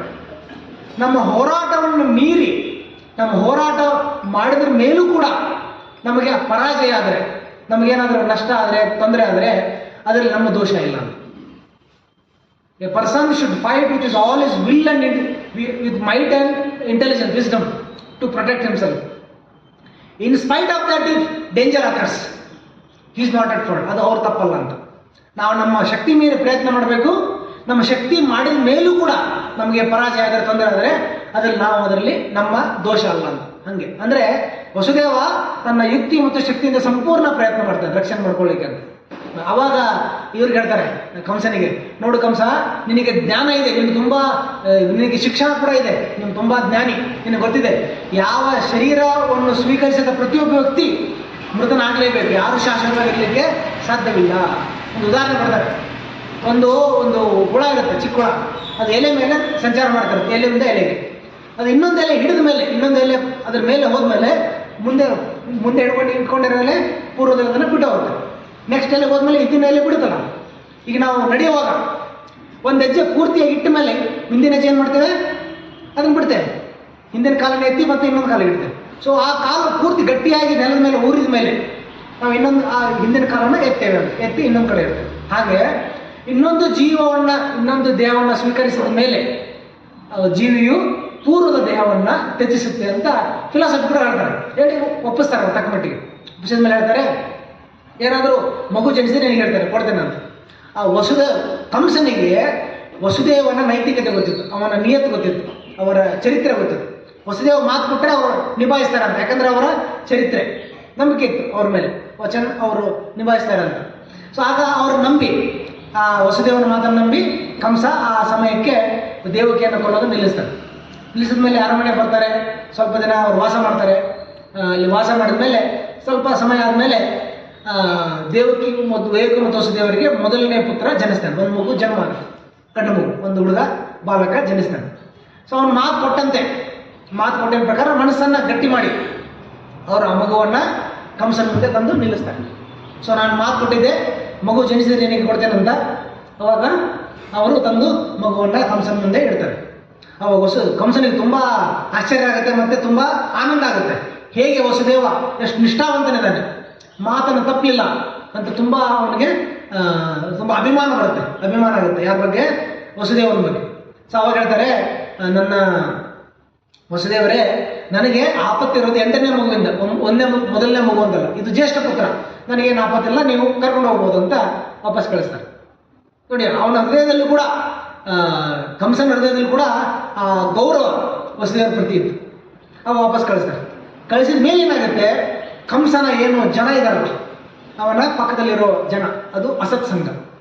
ಅಸತ್ಸಂಗದವರು ನಾವು ಯಾವ ಥರ ಇರ್ತೇವೆ ಆ ಥರ ಅಂತ ಸಂಘದಲ್ಲಿ ನಮ್ಗೆ ವಿಚಾರ ಬರುತ್ತೆ. ಅವ್ರು ಹೇಳ್ತಾರೆ, ಅಸತ್ಸಂಗದಲ್ಲಿ ಜನರು ಅವನ ಸುತ್ತಲಿರೋರು ಅಸುರು ಹೇಳ್ತಾರೆ, ಆ ಅಸುರಿ ಪ್ರವೃತ್ತಿ ಇರೋರು, ನೋಡು ಕಂಸ, ನಿನಗೆ ಮೋಸ ಮಾಡಲಿಕ್ಕೆ ವಿಷ್ಣು ನಮ್ಮ ವೈರಿ, ನಮ್ಮ ವೈರಿ. ಸೊ ನಿನಗೆ ಮೋಸ ಮಾಡಲಿಕ್ಕೆ ಆ 8ನೇ ಮಗು ಮೊದಲನೇ ಮಗುವಾಗಿ ಬಂದಿರ್ಬೋದು. ಅಷ್ಟಮ ಗರ್ಭ ಅಂತ ನಿನಗೆ ಹೇಳ್ತಾರೆ ಆಕಾಶವಾಣಿ. ಆದರೆ 8ನೇ ಮಗು ಮೊದಲನೇ ಮಗುವಾಗಿದ್ದರೆ ಅಥವಾ 2ನೇ ಮಗುವಾಗಿದ್ದರೆ ನಿನಗೆ ಆಪತ್ತಿದೆ ಅಂತ ಅವ್ರ ತಲೆ ತುಂಬಿ ಪದೇ ನೋಡಿ, ಒಂದು ಮಾತನ್ನು ಪದೇ ಹೇಳಿದರೆ ನಮ್ಮ ಮನಸ್ಸಲ್ಲಿ ಅದನ್ನು ಒಪ್ಕೊಂಡ್ಬಿಡ್ತೇವೆ. ಸುಳ್ಳು ಕೂಡ 10 ಸರ್ತಿ ಹೇಳಿದ್ರೆ ಅದು ಸತ್ಯ ಆಗ್ಬಿಡುತ್ತೆ. ಅದೇ ಮಾತನ್ನು ಪದೇ ಹೇಳಿ ಕಂಸನ ತಲೆ ಕೆಡಿಸ್ಬಿಡ್ತಾರೆ. ಆ ಕಂಸ ಅಂತಾನೆ ಎಲ್ಲ ಮಕ್ಕಳನ್ನ ಕೊಂಡ್ಬಿಡೋಣ, ಯಾವ ರಿಸ್ಕ್ ಬೇಡ ಅಂತ, ಆಮೇಲೆ ದೊಡ್ಡವರಾಗಿ ಆಮೇಲೆ ನನ್ನ ಕೊಲ್ಲೋದು ಬೇಡ ಅಂತ. ಅವಾಗ ತಕ್ಷಣ ವಸುದೇವ ದೇವಕಿಯನ್ನು ಜೈಲಲ್ಲಿ ಹಾಕ್ತಾರೆ. ಜೈಲಲ್ಲಿ ಹಾಕಿ ಮೊದಲನೇ ಮಗುವನ್ನು ಕೂಡ ತುಂಬ ಗೋಡೆ ಹೊಡೆದು ಅವನನ್ನು ಸಾಯಿಸ್ತಾರೆ. 2ನೇ ಮಗು ಸಾಯಿಸ್ತಾರೆ, 3ನೇ ಮಗು ಸಾಯಿಸ್ತಾರೆ. ಅವ್ರನ್ನ ಜೈಲಲ್ಲಿಟ್ಟು ಅವರು ನಿರಂತರವಾಗಿ ಒಂದಾದ್ಮೇಲೆ 6 ಮಕ್ಕಳನ್ನು, ದೇವಕಿ 6 ಮಕ್ಕಳನ್ನು ಕಂಸ ಕೊಂದಾಕ್ಬಿಡ್ತಾರೆ. ಆಮೇಲೆ 7ನೇ ಮಗುವಾಗಿ ದೇವಕಿ ಗರ್ಭದಲ್ಲಿ ಯಾರು ಬರ್ತಾರೆ? ಬಲರಾಮ, ಸಂಕರ್ಷಣ. 7ನೇ ಮಗುವಾಗಿ ಬಲರಾಮ ಬರ್ತಾರೆ. ಬಲರಾಮ ಅವತರಿಸಿದಾಗ ಆಗ ಭಗವಾನ್ ಶ್ರೀಕೃಷ್ಣ ಅವರು ಯೋಗ ಮಾಯಾಶಕ್ತಿ ಹೇಳ್ತಾರೆ, ನೀನು ಏನು ಕಾರ್ಯ ಮಾಡಂದರೆ ಈ ಮಗುವನ್ನು, ಸಪ್ತಮ ಗರ್ಭವನ್ನು ದೇವಕಿ ಗರ್ಭದಿಂದ ರೋಹಿಣಿ ಗರ್ಭಕ್ಕೆ ಹಸ್ತಾಂತರ ಮಾಡು, ಟ್ರಾನ್ಸ್ಫರ್ ಮಾಡು ಅಂತ. ರೋಹಿಣಿ ಕೂಡ ವಸುದೇವನ ಪತ್ನಿ. ವಸುದೇವನ ಅನೇಕ 16 ಜನ ಪತ್ನಿ, ದೇವಕಿಯ ಸಹೋದರಿಯನ್ನು ಕೂಡ ಅವರು ಮದುವೆ ಆಗಿದ್ದರು. 16 ಜನ ಪತ್ನಿಯರಿದ್ದರು. ಅದರ ಇನ್ನೊಬ್ಬ ಪತ್ನಿ ಅಂದರೆ ರೋಹಿಣಿ. ಅವರು ಕಂಸನ ಭಯದಿಂದ ಎಲ್ಲ ಕಡೆ ಅವರು ಡಿಸ್ಪರ್ಸ್ ಆಗಿಬಿಟ್ಟಿದ್ದಾರೆ, ಬೇರೆ ಕಡೆ ಓಡೋಗ್ಬಿಟ್ಟಿದ್ದಾರೆ. ಕೆಲವರು ವೃಂದಾವನದಲ್ಲಿ ಇಲ್ಲಿ ವಾಸ ಮಾಡಿದರು. ಸೊ ರೋಹಿಣಿ ನಂದ ಮಹಾರಾಜರ ಆಶ್ರಯದಲ್ಲಿದ್ದರು, ಇಲ್ಲಿ ಗೋಕುಲದಲ್ಲಿದ್ದರು, ಅವರು ವೃಂದಾವನದಲ್ಲಿದ್ದರು. ಸೊ ಆಗ ಅವರ ರೋಹಿಣಿ ಗರ್ಭಕ್ಕೆ ಸಪ್ತಮ ಗರ್ಭವನ್ನಲ್ಲಿ ಹಸ್ತಾಂತರ ಮಾಡ್ತಾರೆ. ಇಲ್ಲಿ ಜನ ನಂತರ ಮಗು ಬಿದ್ದೋಯ್ತು ಅಂತ ಅನ್ಕೊಂತಾರೆ, ಏನೋ ಮಿಸ್ಕ್ಯಾರೇಜ್ ಆಯಿತು, ಬಿದ್ದೋಯ್ತು ಅಂತ. ಸರಿ, ಅದಾದಮೇಲೆ 8ನೇ ಮಗುವ ಆಗಮನ, 8ನೇ ಮಗುವಿನ ಅಷ್ಟಮ ಗರ್ಭದ ಸಮಯ ಆಗುತ್ತೆ. ಸೊ ಆಗ ಭಗವಾನ್ ಶ್ರೀಕೃಷ್ಣ ಸ್ವಯಂ ಭಗವಾನ್ ಶ್ರೀಕೃಷ್ಣ ಅವರು ಮೊದಲು ವಸುದೇವನ ಹೃದಯದಲ್ಲಿ ಅವರು ಅವತರಿಸ್ತಾರೆ. ವಸುದೇವನ ಹೃದಯದಿಂದ ವಸುದೇವನ ಮನಸ್ಸಿಗೆ, ಆಮೇಲೆ ವಸುದೇವನ ಮನಸ್ಸಿನಿಂದ ದೇವಕಿಯ ಹೃದಯಕ್ಕೆ, ಅಲ್ಲಿಂದ ದೇವಕಿಯ ಗರ್ಭಕ್ಕೆ ಅವರು ಪ್ರವೇಶ ಮಾಡ್ತಾರೆ, ದೇವಕಿಯ ಗರ್ಭ. ಆಗ ಎಲ್ಲರೂ ನೋಡ್ತಾರೆ, ದೇವಕಿಯಲ್ಲಿ ಒಂದು ವ್ಯತ್ಯಾಸ ಕಾಣುತ್ತೆ. ಕಂಸ ದಿನಾಲೂ ಬರ್ತಾ ಇದ್ದ, ರೌಂಡ್ ಬರ್ತಾ ಇದ್ದ, ದೇವ್ ಹೇಗಿದ್ದಾರೆ ನೋಡಲಿಕ್ಕೆ, ಮತ್ತೆ ಅವಳು ಗರ್ಭಿಣಿಯಾಗಿದ್ದಾಳೆ ಅಂತ ನೋಡಲಿಕ್ಕೆ ಅವನಿಗೊಂದು ಆತಂಕ ಇತ್ತು. 8ನೇ ಮಗು, 7 ಮಕ್ಕಳು ಆಗಿದ್ದಾವೆ, 8ನೇ ಮಗು ಯಾವಾಗಾದ್ರೂ ಬರ್ಬೋದು, ಜನಿಸ್ಬೋದು ಅಂತ ಆತಂಕದಲ್ಲಿ ಆಗಾಗ ಕಾಲಕ್ಕೆ ಬರ್ತಾ ಇರ್ತಾರೆ. ಮೊದಲು ಬರ್ತಾನೆ, ಒಂದಿನ ದಿನ ದೇವಕಿ ಯಥಾವತ್ ಮೊದಲಿನ ಥರ ಇದ್ದಾಳೆ. ಆದರೆ ಯಾವ ದಿನ ದೇವಕಿ ಕೃಷ್ಣನನ್ನು ತನ್ನ ಗರ್ಭದಲ್ಲಿ ಧರಿಸ್ತಾರೋ ಆ ದಿನ ದೇವಕಿ ವಿಭಿನ್ನವಾಗಿ ಕಾಣ್ತಾರಂತೆ. ತುಂಬ ಮುಖ್ಯವಾದ ವಿಷಯ, ತುಂಬ ಲಕ್ಷಣ, ಮುಖ ಲಕ್ಷಣ ತುಂಬ ವಿಭಿನ್ನವಾಗಿ, ತುಂಬ ಸುಂದರವಾಗಿ ಕಾಣ್ತಾರೆ. ಯಾವ ಕ್ಷಣದಲ್ಲಿ ದೇವಕಿಯ ಗರ್ಭದಲ್ಲಿ ಕೃಷ್ಣ ಪ್ರವೇಶಿಸಿದನೋ ಆ ಕ್ಷಣದಿಂದ ದೇವಕಿ ತುಂಬ ಸುಂದರವಾಗಿ ಲಕ್ಷಣವಾಗಿ ಕಾಣ್ತಾ ಇದ್ದಾರೆ. ಅಂದರೆ ವಿಷಯ ಏನೆಂದರೆ, ಯಾರ ಹೃದಯ ಗರ್ಭದಲ್ಲಿ, ಯಾವ ವ್ಯಕ್ತಿಗಳ ಹೃದಯ ಗರ್ಭದಲ್ಲಿ ಕೃಷ್ಣ ಇದ್ದಾನೆ, ಅವರು ಮುಖದಲ್ಲಿ ಒಂದು ತೇಜಸ್ಸು, ಒಂದು ಲಕ್ಷಣ, ಒಂದು ಸೌಂದರ್ಯ ಕಾಣುತ್ತೆ. ಅಂದರೆ ಒಬ್ಬ ವ್ಯಕ್ತಿ ಸೌಂದರ್ಯ ಯಾವುದರಿಂದ ಒಬ್ಬ ವ್ಯಕ್ತಿ ಸುಂದರನಾಗಿ ಕಾಣ್ತಾನಂದರೆ, ಬರೀ ನಾವು ಮೇಕಪ್ ಹಚ್ಕೊಳ್ಳೋದ್ರಿಂದಲ್ಲ, ನಮ್ಮ ಶಾರೀರಿಕ ಲಕ್ಷಣಗಳಿಂದಲ್ಲ, ನಮ್ಮ ಮುಖದ ಲಕ್ಷಣಗಳಿಂದಲ್ಲ, ನಮ್ಮ ಮೈಕಾಂತಿಯಿಂದಲ್ಲ. ಒಬ್ಬ ವ್ಯಕ್ತಿ ಸುಂದರವಾಗಿ ಯಾವುದರಿಂದ ಕಾಣ್ತಾರೆ, ಅವರ ಹೃದಯದಲ್ಲಿ ಇಷ್ಟರ ಮಟ್ಟಿಗೆ ಕೃಷ್ಣನ ಸ್ಮರಣೆ ಇದೆ, ಕೃಷ್ಣ ಭಕ್ತಿಯಲ್ಲಿದ್ದಾರೆ. ಸೊ ಕೃಷ್ಣ ಭಕ್ತಿ ಒಬ್ಬ ವ್ಯಕ್ತಿಯನ್ನು ಸುಂದರವನ್ನಾಗಿ, ಅದಕ್ಕೆ ಭಕ್ತರೆಲ್ಲ ತುಂಬ ಸುಂದರವಾಗಿ ಕಾಣ್ತಾರೆ ಮುಖ ಲಕ್ಷಣ. ಯಾಕೆ? ಅವರ ಮನಸ್ಸಲ್ಲಿ, ಹೃದಯದಲ್ಲಿ ಕೃಷ್ಣನ ಸ್ಮರಣೆ ಇರೋದರಿಂದ, ಕೃಷ್ಣ ಭಕ್ತಿಯಲ್ಲಿ ಇರೋದರಿಂದ. ಸೊ ದೇವಕಿ ನೋಡಿದ ತಕ್ಷಣ ಕಂಸನಿಗೆ ಸಂದೇಹ ಬರುತ್ತೆ, ಏನೋ ವ್ಯತ್ಯಾಸ ಇದೆ, ದೇವಕಿ ಬೇರೆ ಥರ ಕಾಣ್ತಾ ಇದ್ದಾರೆ, ಸುಂದರವಾಗಿ ಲಕ್ಷಣವಾಗಿ ಕಾಣ್ತಾ ಇದ್ದಾರೆ. ಅವಾಗ ಹೇಳ್ತಾರೆ, ದೇವಕಿ ಹೆಂಗಿದ್ಲಂದ್ರೆ ಬೂದಿ ಮುಚ್ಚಿದ ಕೆಂಡದಂತಿದ್ಲಂತೆ. ಕೆಂಡ ಇದೆ ಮೇಲೆ, ಅದರ ಬೂದಿ ಮುಚ್ಚಿದ್ದಾರೆ, ಒಳಗಡೆ ಕೆಂಡ ಇದೆ, ಅಷ್ಟು ಅಂದರೆ ಅದರಿಂದ ಅವರು ಕೃಷ್ಣನ ಧರಿಸಿದ್ದಾರೆ. ಮತ್ತೆ ಆ ಥರ ಹೇಳಿದ್ದಾರೆ. ಸೊ ಹಾಗೆ ಅವನಿಗೆ ಸಂದೇಹ ಬರುತ್ತೆ, ಆದರೂ ಏನು ಮಾಡ್ಲಿಕ್ಕಾಗಲ್ಲ, ಗರ್ಭಿಣಿ ಸ್ತ್ರೀಯನ್ನು ಕೊಲ್ಲಿಕ್ಕಾಗೋದಿಲ್ಲ. ಸೊ ಆ ಮಗುವಿನ ಜನನಕ್ಕೋಸ್ಕರ ಅವನು ಕಾಯ್ತಾ ಇದ್ದಾನೆ. ಆಗ ಈ ಕೃಷ್ಣ ಅಷ್ಟಮಿ, ಕೃಷ್ಣನ ಜನ್ಮಾಷ್ಟಮಿ, ಅಷ್ಟಮಿಯ ದಿನ, ಆ ದಿನದ ಅಷ್ಟಮಿಯ ದಿನ ಕೃಷ್ಣ ದೇವಕಿಯ ಗರ್ಭದಿಂದ ಜನಿಸ್ತಾನೆ ಅಥವಾ ಅವತರಿಸ್ತಾನೆ ಅಂತ ಹೇಳ್ತಾರೆ. ಅವತರಿಸಿದಾಗ ಹೆಂಗಿದ್ದಾರೆ, ತಮದ್ಭುತಂ ಬಾಲಕಂ ಅಂಬುಜೇಕ್ಷಣಂ ಅಂದರೆ ಭಾಗದಲ್ಲಿ ವರ್ಣನೆ ಬರುತ್ತೆ. ಆ ಶ್ಲೋಕವನ್ನು ಅದನ್ನು ನೀವು ಹೇಳಿ, ವಸುದೇವ ನೋಡ್ತಾನೆ, ತಮದ್ಭುತಂ ಬಾಲಕಂ ಅಂಬುಜೇಕ್ಷಣ. ಈ ಬಾಲಕ, ಈ ಮಗು ತುಂಬ ಅಂಬುಜೇಕ್ಷಣ, ಅವನು ತುಂಬ ಸುಂದರವಾಗಿ ಕಾಣ್ತಾನೆ. ಮತ್ತೆಲ್ಲ ಥರದ ಅಲಂಕಾರವನ್ನು ಧರಿಸಿಯೇ, ಕಿರೀಟ, ಮುಕುಟ ಎಲ್ಲವನ್ನ ಧರಿಸಿ, ಸಂಪೂರ್ಣವಾಗಿ ಅಲಂಕಾರವನ್ನು ಧರಿಸಿಯೇ ಕೃಷ್ಣ ಜನಿಸ್ತಾನೆ. ಸೊ ಆ ಕೃಷ್ಣನ ಯಾವ ಥರ ಜನಿಸಿದ್ದು, ಚತುರ್ಭುಜ ನಾರಾಯಣ ರೂಪದಲ್ಲಿ ಅವರು ಜನಿಸ್ತಾರೆ. ಆವಾಗ ಅವತರಿಸಿದಾಗ ದೇವಕಿ ವಸುದೇವ ಅವರಿಗೆ ಪ್ರಾರ್ಥನೆ ಮಾಡ್ತಾರೆ. ಪ್ರಾರ್ಥನೆ ಮಾಡಿ ತಮ್ಮ ಪ್ರಾರ್ಥನೆ ಸಲ್ಲಿಸಿದ ಮೇಲೆ ದೇವಕಿ ತನ್ನ ಭಯವನ್ನು ಕೂಡ ವ್ಯಕ್ತಪಡಿಸ್ತಾರೆ. ಏನು ಭಯ ಆಯ್ತಂದರೆ, ಇದು ವಾತ್ಸಲ್ಯ, ತಾಯಿಯ ವಾತ್ಸಲ್ಯ. ಹೇಳ್ತಾರೆ, ಕಂಸನ ಭಯ ಇದೆ ನನಗೆ, ಯಾವಾಗಲೂ ಕೂಡ ಯಾವಾಗಾದರೂ ಕಂಸ ಬಂದು ನಿನ್ನನ್ನು ಕೊಲ್ಬೋದು, ನೀನೇ ಅಷ್ಟಮ ಗರ್ಭ ಅಂತ ತಿಳಿದ ತಕ್ಷಣ ಕಂಸ ನೀನು ಕೊಲ್ತಾನೆ, ಅದಕ್ಕೆ ದಯವಿಟ್ಟು ಅವನ ಈ ಕ್ರೌರದಿಂದ ನನ್ನ ಆತಂಕವನ್ನು ಕಡಿಮೆ ಮಾಡಲು ನೀನು ಒಬ್ಬ ಸಾಮಾನ್ಯ ಮಗು ಥರ ಪರಿವರ್ತನೆ ಆಗುವಂತ ಅವರಿಗೆ ಕೃಷ್ಣನಿಗೆ ಹೇಳ್ತಾರೆ, ಭಗವಂತನಿಗೆ. ಸೊ ಆಗ ಆ ಪ್ರಾರ್ಥನೆ ಕೇಳಿ ಸಾಮಾನ್ಯ ಮಗು ಹೋಗ್ತಾರೆ.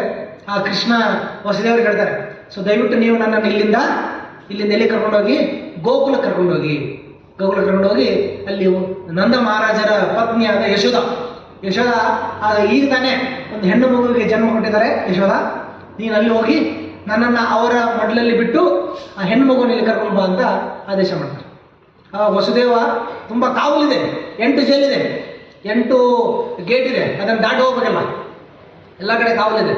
ಆದರೆ ಭಗವಂತನ ವ್ಯವಸ್ಥೆಯಿಂದ, ಯೋಗಮಯ ವ್ಯವಸ್ಥೆಯಿಂದ ಎಲ್ಲ ಸೈನಿಕರೆಲ್ಲ ನಿದ್ರೆ ಹೋಗ್ತಾರೆ. ಅವೆಲ್ಲ ದ್ವಾರಗಳು ಒಂದೊಂದಾಗಿ ಓಪನ್ ಆಗ್ತದೆ. ಆಮೇಲೆ ಆ ದ್ವಾರಗಳ ಮೂಲಕ ಹೊರಗೆ ಬಂದು ವಸುದೇವ ಒಂದು ಬುಟ್ಟಿಯಲ್ಲಿ ಕೃಷ್ಣ ಎತ್ಕೊಂಡು ಅವರು ಯಮುನಾ ತೀರಕ್ಕೆ ಬರ್ತಾರೆ. ಯಮುನಾ ನದಿ ಆ ಕಡೆ, ವೃಂದಾವನ ಈ ಕಡೆ ಮಥುರಾ ಇದೆ. ಹೋದಾಗ ಬೋರ್ ಕರಿಯೋ ಮಳೆ, ತುಂಬ ಜೋರಾಗಿ ಮಳೆ ಬರ್ತಾ ಇರುತ್ತೆ. ಅದು ಯಮುನಾ ನದಿ ದುಃಖಿ ಹರಿತಾ ಇದೆ. ಆ ಯಮುನಾ ದೇವಿ ಕೃಷ್ಣನ ಸೇವೆಗೋಸ್ಕರ ಅವರು ದಾರಿ ಮಾಡಿಕೊಡ್ತಾರೆ. ಮತ್ತು ಕೃಷ್ಣನ ತಲೆ ಮೇಲೆ ನೀರು ಬರಬಾರ್ದು, ಅಲ್ಲಿ ಮಳೆಯಿಂದ ಅವರು ನೆಂದ್ಕೋಬಾರ್ದಂತ ಅವರು ಸಂಕರ್ಷಣ, ಅವರು ಸರ್ಪ ರೂಪದಲ್ಲಿ ಅವರಿಗೆ ಕೊಡೆಯಾಗಿ ನಿಲ್ತಾರೆ. ಮೇಲೆ ಸಂಕರ್ಷಣ ಅವರು ಕೊಡೆಯಾಗಿ ಅವರು ಆಶ್ರಯ ಕೊಡ್ತಾರೆ. ಅಲ್ಲಿ ಅವರಿಗೆ ಕೊಡೆಯಾಗಿ ಸೇವೆ ಸಲ್ಲಿಸ್ತಾರೆ. ಆಗ ವಸುದೇವ ನದಿಯನ್ನು ಪಾರು ಮಾಡಿ ಈ ಕಡೆ ಬಂದು ಅಲ್ಲಿ ಅಲ್ಲೂ ಕೂಡ ಎಲ್ಲ ಮಲಗಿರ್ತಾರೆ. ಆಯಾಸದಿಂದ ದೇವಕಿ ಕೂಡ ವಸುದೇವಿ ಇಷ್ಟು ಕೂಡ ಮಲಗಿರ್ತಾರೆ. ಆಗ ಕೃಷ್ಣನನ್ನ ಯಶೋದೆಯ ಪಕ್ಕದಲ್ಲಿ ಮಲಗಿಸಿ ಆ ಹೆಣ್ಣು ಮಗುವನ್ನು ವಾಪಸ್ ತೊಗೊಂಬಂದಾಗ ಬೆಳಗ್ಗೆ ಮಗುವಿನ ಅಳುವ ಶಬ್ದ ಬರುತ್ತೆ. ಆ ಕಂಸ ಓಡಿ ಬರ್ತಾನೆ, ಮಗು ಜನಿಸಿದೆ, ಅಷ್ಟಮ ಗರ್ಭ ಜನಿಸಿದೆ ಅಂತ. ಆಗ ದೇವಕಿ ಹೇಳ್ತಾರೆ, ಇವಳು ಹೆಣ್ಣು ಮಗು, ನಿನಗೆ ಆಪತ್ತಿರೋದು, ಮೃತ್ಯು ಇರೋದು ಮಗನಿಂದ, ನನ್ನ ಮಗಳಿಂದ ಅಲ್ಲ ಅಂತ. ಸೊ ದಯವಿಟ್ಟು ಇವಳನ್ನ ಬಿಟ್ಬಿಡು, ಇವಳಿಗೇನು ತೊಂದರೆ ಮಾಡ್ಬೇಡ ಅಂತ. ಆದರೂ ಕೂಡ ಕ್ರೂರ ಕಂಸ ಅವಳನ್ನು, ಆ ಹೆಣ್ಮಗುನ ಕೂಡ ಕೊಲ್ಲಲಿಕ್ಕೆ ಪ್ರಯತ್ನ ಮಾಡ್ತಾನೆ. ಆದರೆ ಆ ಹೆಣ್ಣು ಶಿಶು ಅವ್ರ ಕೈಯಿಂದ ತಪ್ಪಿಸ್ಕೊಂಡು ಆಕಾಶ ಮಾರ್ಗವಾಗಿ ಮೇಲೆ ಹೋಗ್ತಾರೆ. ಹೋಗಿ ಅವರಿಗೆ ಹೇಳ್ತಾರೆ, ಏ ಮೂರ್ಖ, ನಿನ್ನನ್ನು ಕೊಲ್ಲುವ ಮಗು ಆಲ್ರೆಡಿ ಜನಿಸಿದೆ. ಆ ಮಗು ಬೇರೆ ಕಡೆ, ಆ ಬಾಲಕ ಬೇರೆ ಕಡೆ ಬೆಳೀತಾ ಇದ್ದಾನೆ. ಶೀಘ್ರದಲ್ಲೇ ನಿನಗೆ ಅಂತ್ಯ ಇದೆ. ಆ ಜನಿಸಿದ ಆ ಮಗು ನಿನ್ನನ್ನು ಕೊಲ್ಲುತ್ತೆ ಅಂತ ಹೇಳಿ ಅವರು ಆಕಾಶ ಮಾರ್ಗವಾಗಿ ಅವರು ಹೋಗ್ಬಿಡ್ತಾರೆ. ಹೋದಾಗ ಕಂಸನಿಗೆ ಯಾವತ್ತೂ ಭಯ. ಅಲ್ಲಿಂದ ಕಂಸನ ಕೃಷ್ಣ ಪ್ರಜ್ಞೆ ಆರಂಭ ಆಗುತ್ತೆ. ಸದಾ ಕೃಷ್ಣ ಸ್ಮರಣೆ, 24 ತಾಸು ಕೃಷ್ಣ ಸ್ಮರಣೆ. ಕೂತ್ರೆ ಕೃಷ್ಣ, ನಿಂತರೆ ಕೃಷ್ಣ, ಎಲ್ಲಿ ನೋಡಿದ್ರು ಕೃಷ್ಣ. ಕೆಲವೊಮ್ಮೆ ತನ್ನ ಹೆಂಡತಿಯರು, ಜರಾಸಂಧನ ಇಬ್ಬರು ಪುತ್ರಿಯರು ಇವನ ಹೆಂಡತಿಯರು, ಕಂಸನ ಹೆಂಡತಿಯರು, ಸೋದರ, ಹಳೆಯ ಮತ್ತೆ ಮಾವ ಸಂಬಂಧ ಜರಾಸಂಧನಿಗೆ. ಅವ್ರು ನೋಡಿದ ತಕ್ಷಣ ಕೃಷ್ಣ ಕಾಣ್ತಾರೆ, ಕನಸಲ್ಲಿ ಕೃಷ್ಣ ಕೃಷ್ಣ ಕೃಷ್ಣ ಅಂತಾರೆ. ಕಂಸನು ಕೂಡ ಕೃಷ್ಣ ಪ್ರಜ್ಞೆ. ಯಾಕಂದ್ರೆ ಯಾವ ರೀತಿಯಲ್ಲಿ? ಭಯದ ರೂಪದಲ್ಲಿ ಕೃಷ್ಣ ಸದಾ. ಯಾಕಂದ್ರೆ ನಾನು ಕೊಲ್ತಾನೆ, ಯಾವಾಗ ಬರ್ತಾನೆ ಅಂತ ಸದಾ ಕೃಷ್ಣ ಸ್ಮರಣೆಯಲ್ಲಿ ಇರ್ತಾರೆ ಕಂಸ. ಆದರೆ ಅದು ಪ್ರತಿಕೂಲಕರ ಸ್ಮರಣೆ. ಅಂದರೆ ಭಯದಲ್ಲಿ, ಒಂದು ಏನು ದ್ವೇಷದಲ್ಲಿ ಕೃಷ್ಣನ ಸ್ಮರಣೆ ಮಾಡ್ತಾರೆ. ಆದರೆ ಅದೇ ಭಯದಲ್ಲಿ ಏನು ಮಾಡ್ಬೋದು, ನಾನು ಹೇಗೆ ಮಾಡಿ ಈ ನನ್ನ ಮೃತ್ಯುವಿನಿಂದ ನಾನು ಕಾಪಾಡ್ಕೊಳ್ಳೋದು, ನನ್ನನ್ನು ಹೇಗೆ ಕಾಪಾಡ್ಕೊಳ್ಳೋದು ಅಂತ ಅನೇಕ ಯೋಜನೆಯನ್ನು ಪ್ರಾರಂಭ ಮಾಡ್ತಾರೆ. ಏನು ಮಾಡಲಿ ಅಂತ. ಅವಾಗ ಇರ್ತಾರೆ ಅವನ ಸ್ನೇಹಿತರೆಲ್ಲ ಹೆಸರು ಹೇಳ್ತಾರೆ. ಸೊ ಹೇಗಾದ್ರೂ ಮಾಡಿ ನಾವೇನು ಮಾಡೋಣ, ಇಲ್ಲಿ ಸುತ್ತಲವರು ಎಲ್ಲ ಮಕ್ಕಳನ್ನು ತಂದ್ಬಿಡೋಣ. ಯಾರು ಕೃಷ್ಣ ಇಲ್ಲ ಅಂತ ಗೊತ್ತಿಲ್ಲ. ದೇವಕಿಯ ಮಗ ಯಾರು ನನಗೆ ಡೌಟ್ ಇದೆ. ಅದಕ್ಕೆ ಸುತ್ತಮುತ್ತಲಿರೋ ಎಲ್ಲ ಮಕ್ಕಳನ್ನು ಒಬ್ಬೊಬ್ಬರಾಗಿ ಎಲ್ಲರನ್ನು ಕೊಂದ್ಬಿಡೋಣ. ಅವಾಗೊಂದು ಯೋಜನೆ, ಒಂದೊಂದಾಗಿ ಯೋಜನೆಯನ್ನು ಆರಂಭ ಮಾಡ್ತಾರೆ. ಸೊ ಇಲ್ಲಿ ಅದೇ ಸಮಯದಲ್ಲಿ ಬೆಳಗ್ಗೆ ಯಶೋದ ಕನ್ಯೆ ತಂದಾಗ ನೋಡ್ತಾಳೆ, ಮಗು ಇದೆ, ಸುಂದರವಾದ ಬಾಲಕ ಪಕ್ಕದಲ್ಲಿದ್ದಾನೆ. ಸೊ ಆಗ ಎಲ್ಲರೂ ಸೇರಿ ಅದೇ ಸಮಯದಲ್ಲಿ ಏನಾಗಿತ್ತಂದರೆ, ಯಶೋದ ಮತ್ತು ನಂದ ಮಹಾರಾಜರಿಗೆ ತುಂಬ ದೀರ್ಘಕಾಲದವರು ಮಕ್ಕಳಾಗಿರಲ್ಲ, ಅವ್ರಿಗೆ ಸಂತಾನ ಇರಲ್ಲ. ಅದು ತುಂಬ ನೋಡಿ, ಈಗಲೂ ಕೂಡ ಯಾವ್ದು ದಂಪತಿಗೆ ಮಕ್ಕಳಿಲ್ಲದೆ ಇದ್ರೆ ತುಂಬ ಕೊರಗಿರುತ್ತೆ. ನನಗೆ ಮಕ್ಕಳಿಲ್ಲ ಅಂತ ಕೊರಗಿರುತ್ತೆ. ತುಂಬ ಹರಕೆ ಹೊರ್ತಾರೆ, ಪೂಜೆ ಮಾಡಿಸ್ತಾರೆ ಮಗುವಲ್ಲಿ ಅಂತ. ಕೆಲವರಿಗೆ ವಯಸ್ಸು ಮದುವೆ 10, 20, 15 ವರ್ಷ ಆದಮೇಲೆ ಮಗು ಆಗುತ್ತೆ, ತುಂಬ ಸಂಭ್ರಮ. ಲೇಟ್ ಆದರೂ ಕೂಡ ಮಗು ಆಯಿತು ಅಂತ. ಸೊ ಹಾಗೆ ಮಗು ಆದ ಕಾರಣವಾಗಿ ಎಲ್ಲ ಇಡೀ ಬೃಂದಾವನ ತುಂಬ ಏನು ಆನಂದದಿಂದ ಸಂಭ್ರಮಿಸ್ತಾ ಇದೆ. ಮಾರನೇ ದಿನ ಕೃಷ್ಣ ಜನಿಸಿದ ಮಾರನೇ ದಿನ ಸಂಭ್ರಮಿಸ್ತಾರೆ. ಆ ಸಂಭ್ರಮವನ್ನೇ ನಂದೋತ್ಸವ ಅಂತ ಕರೀತಾರೆ. ನಂದ ಮಹಾರಾಜರೊಂದು ಉತ್ಸವವನ್ನು ಅವರು ಆಯೋಜನೆ ಮಾಡ್ತಾರೆ. ಜನ್ಮಾಷ್ಟಮಿ ಕೃಷ್ಣ ಜನಿಸಿದ್ದು ಮಧ್ಯರಾತ್ರಿ, ಅದರ ಮಾರನೇ ದಿನ ಸುದ್ದಿ ಆದ ಮೇಲೆ ಎಲ್ಲೆಡೆ ನಂದೋತ್ಸವವನ್ನು ಆಚರಿಸ್ತಾರೆ. ಎಲ್ಲೆಡೆ ಅವ್ರು ನಂದೋತ್ಸವ ನೋಡ್ಬೋದು, ಎಲ್ಲ ತುಂಬ ಸಂಭ್ರಮ, ಎಲ್ಲ ಅಲಂಕಾರ ಇದೆ. ಮತ್ತು ಬೆಣ್ಣೆನ ಒಬ್ಬರ ಮೇಲೆ ಒಬ್ಬರು ಏರಿಸ್ತಾ ಇದ್ದಾರೆ. ಬೆಣ್ಣೆ ಸ್ವಲ್ಪ ಸಿಕ್ಕರೂ ಕೂಡ ನಾವು ಅದು ತುಂಬ ರೇರಿಗೆ ಸಿಗಲ್ಲ ಐಶ್ವರ್ಯ. ಆದರೆ ಅಷ್ಟೊಂದು ಬೆಣ್ಣೆ, ಸಾಕಷ್ಟು ಸಾಮಗ್ರಿ ಇದೆ. ಬೃಂದಾವನದ ಐಶ್ವರ್ಯ ಅಂದರೆ ನೈಸರ್ಗಿಕ ವಸ್ತುಗಳು. ನಿಜವಾದ ಐಶ್ವರ್ಯ ಯಾವುದು? ಅದಕ್ಕೆ ಹೇಳ್ತಾರೆ ಧಾನ್ಯವಾನ್ ಧನವಾನ್. ನಿಜವಾದ ಧನವಾನ್ ಯಾರು? ಯಾರ ಹತ್ರ ಒಳ್ಳೆ ಧಾನ್ಯ ಇದೆ. ಧಾನ್ಯವಾನ್ ಧನವಾನ್, ಗವಯ ಧನವಾನ್. ಯಾರ ಹತ್ರ ಹಸುಗಳಿದವರು ಧನವಾನ್. ಯಾರ ಹತ್ರ ಕೃಷಿ ಭೂಮಿ ಇದೆ ಅವರು ಧನವಾನ್. ಭೂಮಿ, ಹಸುಗಳು ಮತ್ತು ಧಾನ್ಯ, ಇದು ನಿಜವಾದ ಐಶ್ವರ್ಯ. ಅಂಥ ಐಶ್ವರ್ಯ ಬೃಂದಾವನದಲ್ಲಿತ್ತು. ಆ ಎಲ್ಲ ಐಶ್ವರ್ಯದಿಂದ ಎಲ್ಲರೂ ಕೃಷ್ಣನ ಸೇವೆಯಲ್ಲಿ ಅವರೆಲ್ಲರೂ ತೊಡಗಿದರು. ಬೃಂದಾವನ ಅಂದರೆ ಪ್ರತಿಯೊಂದು ಕೃಷ್ಣನ ಸೇವೆಯಲ್ಲಿ ತೊಡಗಿರೋದೇ ಬೃಂದಾವನ.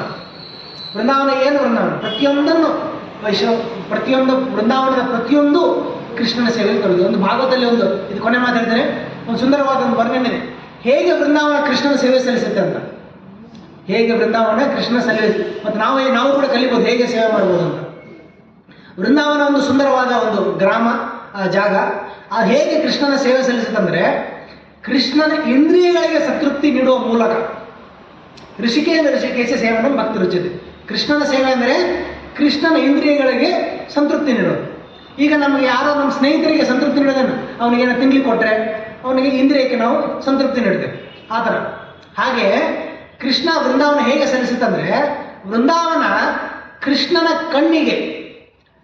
ಕಣ್ಣಿಗೆ ಸುಂದರವಾದ ನೋಟದಿಂದ, ಏನು ಸೀನಿಕ್ ಬ್ಯೂಟಿ ಅಂತೇವಲ್ಲ, ಗೋವರ್ಧನ, ಬೃಂದಾವನ ನೋಡ್ಲಿಕ್ಕೆ ತುಂಬ ಸುಂದರ, ಸ್ವಿಟ್ಜರ್ಲ್ಯಾಂಡ್ ಥರ ಅದಕ್ಕಿಂತ ಅನೇಕ ಪಟ್ಟು ಸುಂದರ ಬೃಂದಾವನ ಸುಂದರವಾಗಿರುತ್ತೆ.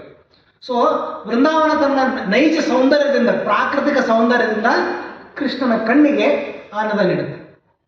ಮತ್ತೆ ತಂಪಾದ ಗಾಳಿಯಿಂದ, ಬೃಂದಾವನದಲ್ಲಿರುವ ತಂಪಾದ ಗಾಳಿಯಿಂದ ವೃಂದಾವನ ಕೃಷ್ಣನ ತ್ವಚೆಗೆ ಆನಂದ ನೀಡುತ್ತೆ. ಮತ್ತು ಪಕ್ಷಿಗಳ ಈ ಚಿಲಿಪಿಗಳಿಂದ ಮತ್ತು ಭಕ್ತರ ತುಂಬ ಅದ್ಭುತವಾದ ಸಂಗೀತದಿಂದ ವೃಂದಾವನ ಕೃಷ್ಣನ ಕಿವಿಗಳಿಗೆ ಆನಂದ ನೀಡುತ್ತೆ. ಮತ್ತು ರುಚಿಕರವಾದ ಹಣ್ಣುಗಳಿಂದ ಮತ್ತು ಭಕ್ತರು ಮಾಡೋ ರುಚಿಕರ ಆಹಾರಗಳಿಂದ ವೃಂದಾವನ ಕೃಷ್ಣನ ನಾಲಿಗೆಗೆ ಆನಂದ ನೀಡುತ್ತೆ. ಮತ್ತು ಅಲ್ಲಿ ಸುಗಂಧಿತ ಪುಷ್ಪಗಳ ಮತ್ತು ಇತರ ಸುಗಂಧಗಳಿಂದ ಗೋವರ್ಧನ ಬೆಟ್ಟ ಅಂದರೆ ಅದರಲ್ಲಿ ಸುಗಂಧಿತ ಅದು ಪುಡಿಗಳಿತ್ತು. ಅದರಲ್ಲಿ ಅದನ್ನು ಪುಡಿ ಮಾಡಿ ಅದನ್ನು ಅಲಂಕಾರ ಮಾಡ್ತಿದ್ರು. ಗೋವರ್ಧನ ಕಲ್ಲಿನ ಮೇಲೆ ಕಲ್ಲು ಉಜ್ಜಿದ್ರೆ ಈಗಲೂ ಕೂಡ ಒಂದು ಒಳ್ಳೆಯ ಸುವಾಸನೆ ಬರುತ್ತೆ, ಒಂದು ಶ್ರೀಗಂಧ ಥರ ಸುವಾಸನೆ ಬರುತ್ತೆ. ಗೋವರ್ಧನ ಕಲ್ಲಿಂದ ಒಂದು ಸುವಾಸನೆ ಬರುತ್ತೆ ಈಗಲೂ. ಸೊ ಆ ಸುವಾಸನೆಯಿಂದ ಪುಷ್ಪಗಳ ಸುವಾಸನೆಯಿಂದ ವೃಂದಾವನ ಕೃಷ್ಣನ ನಾಸಿಕಕ್ಕೆ ಆನಂದ ನೀಡುತ್ತೆ. ಅಂದರೆ ಕೃಷ್ಣನ ನಾಸಿಕಕ್ಕೆ ಸುವಾಸನೆಯಿಂದ, ಕೃಷ್ಣನ ಕಿವಿಗೆ ಸುಮಧುರ ಸಂಗೀತದಿಂದ, ಕೃಷ್ಣನ ತ್ವಚೆಗೆ ತುಂಬ ತಂಪಾದ ಗಾಳಿಯಿಂದ ಮತ್ತು ಕೃಷ್ಣ ಕಣ್ಣಿಗೆ ನೈಜ ಸೌಂದರ್ಯದಿಂದ ವೃಂದಾವನ ಕೃಷ್ಣನಿಗೆ ಆನಂದ ನೀಡುತ್ತೆ. ಈ ಥರ ವೃಂದಾವನ ಸೇವೆ ಸಲ್ಲಿಸುತ್ತೆ. ಸೊ ಹಾಗೆ ವೃಂದಾವನದಲ್ಲಿ ಕೃಷ್ಣ ತುಂಬ ಸುಂದರವಾಗಿ ಆನಂದಮಯವಾಗಿ ಬೆಳೀತಾ ಇದ್ದಾನೆ ವೃಂದಾವನದಲ್ಲಿ. ಇದು ಕೃಷ್ಣನ ಲೀಲೆ. ಮತ್ತು ಆ ವಾತಾವರಣವೇ ಸುಂದರವಾದ ಒಂದು ಅದ್ಭುತವಾದ ಒಂದು ವಾತಾವರಣ.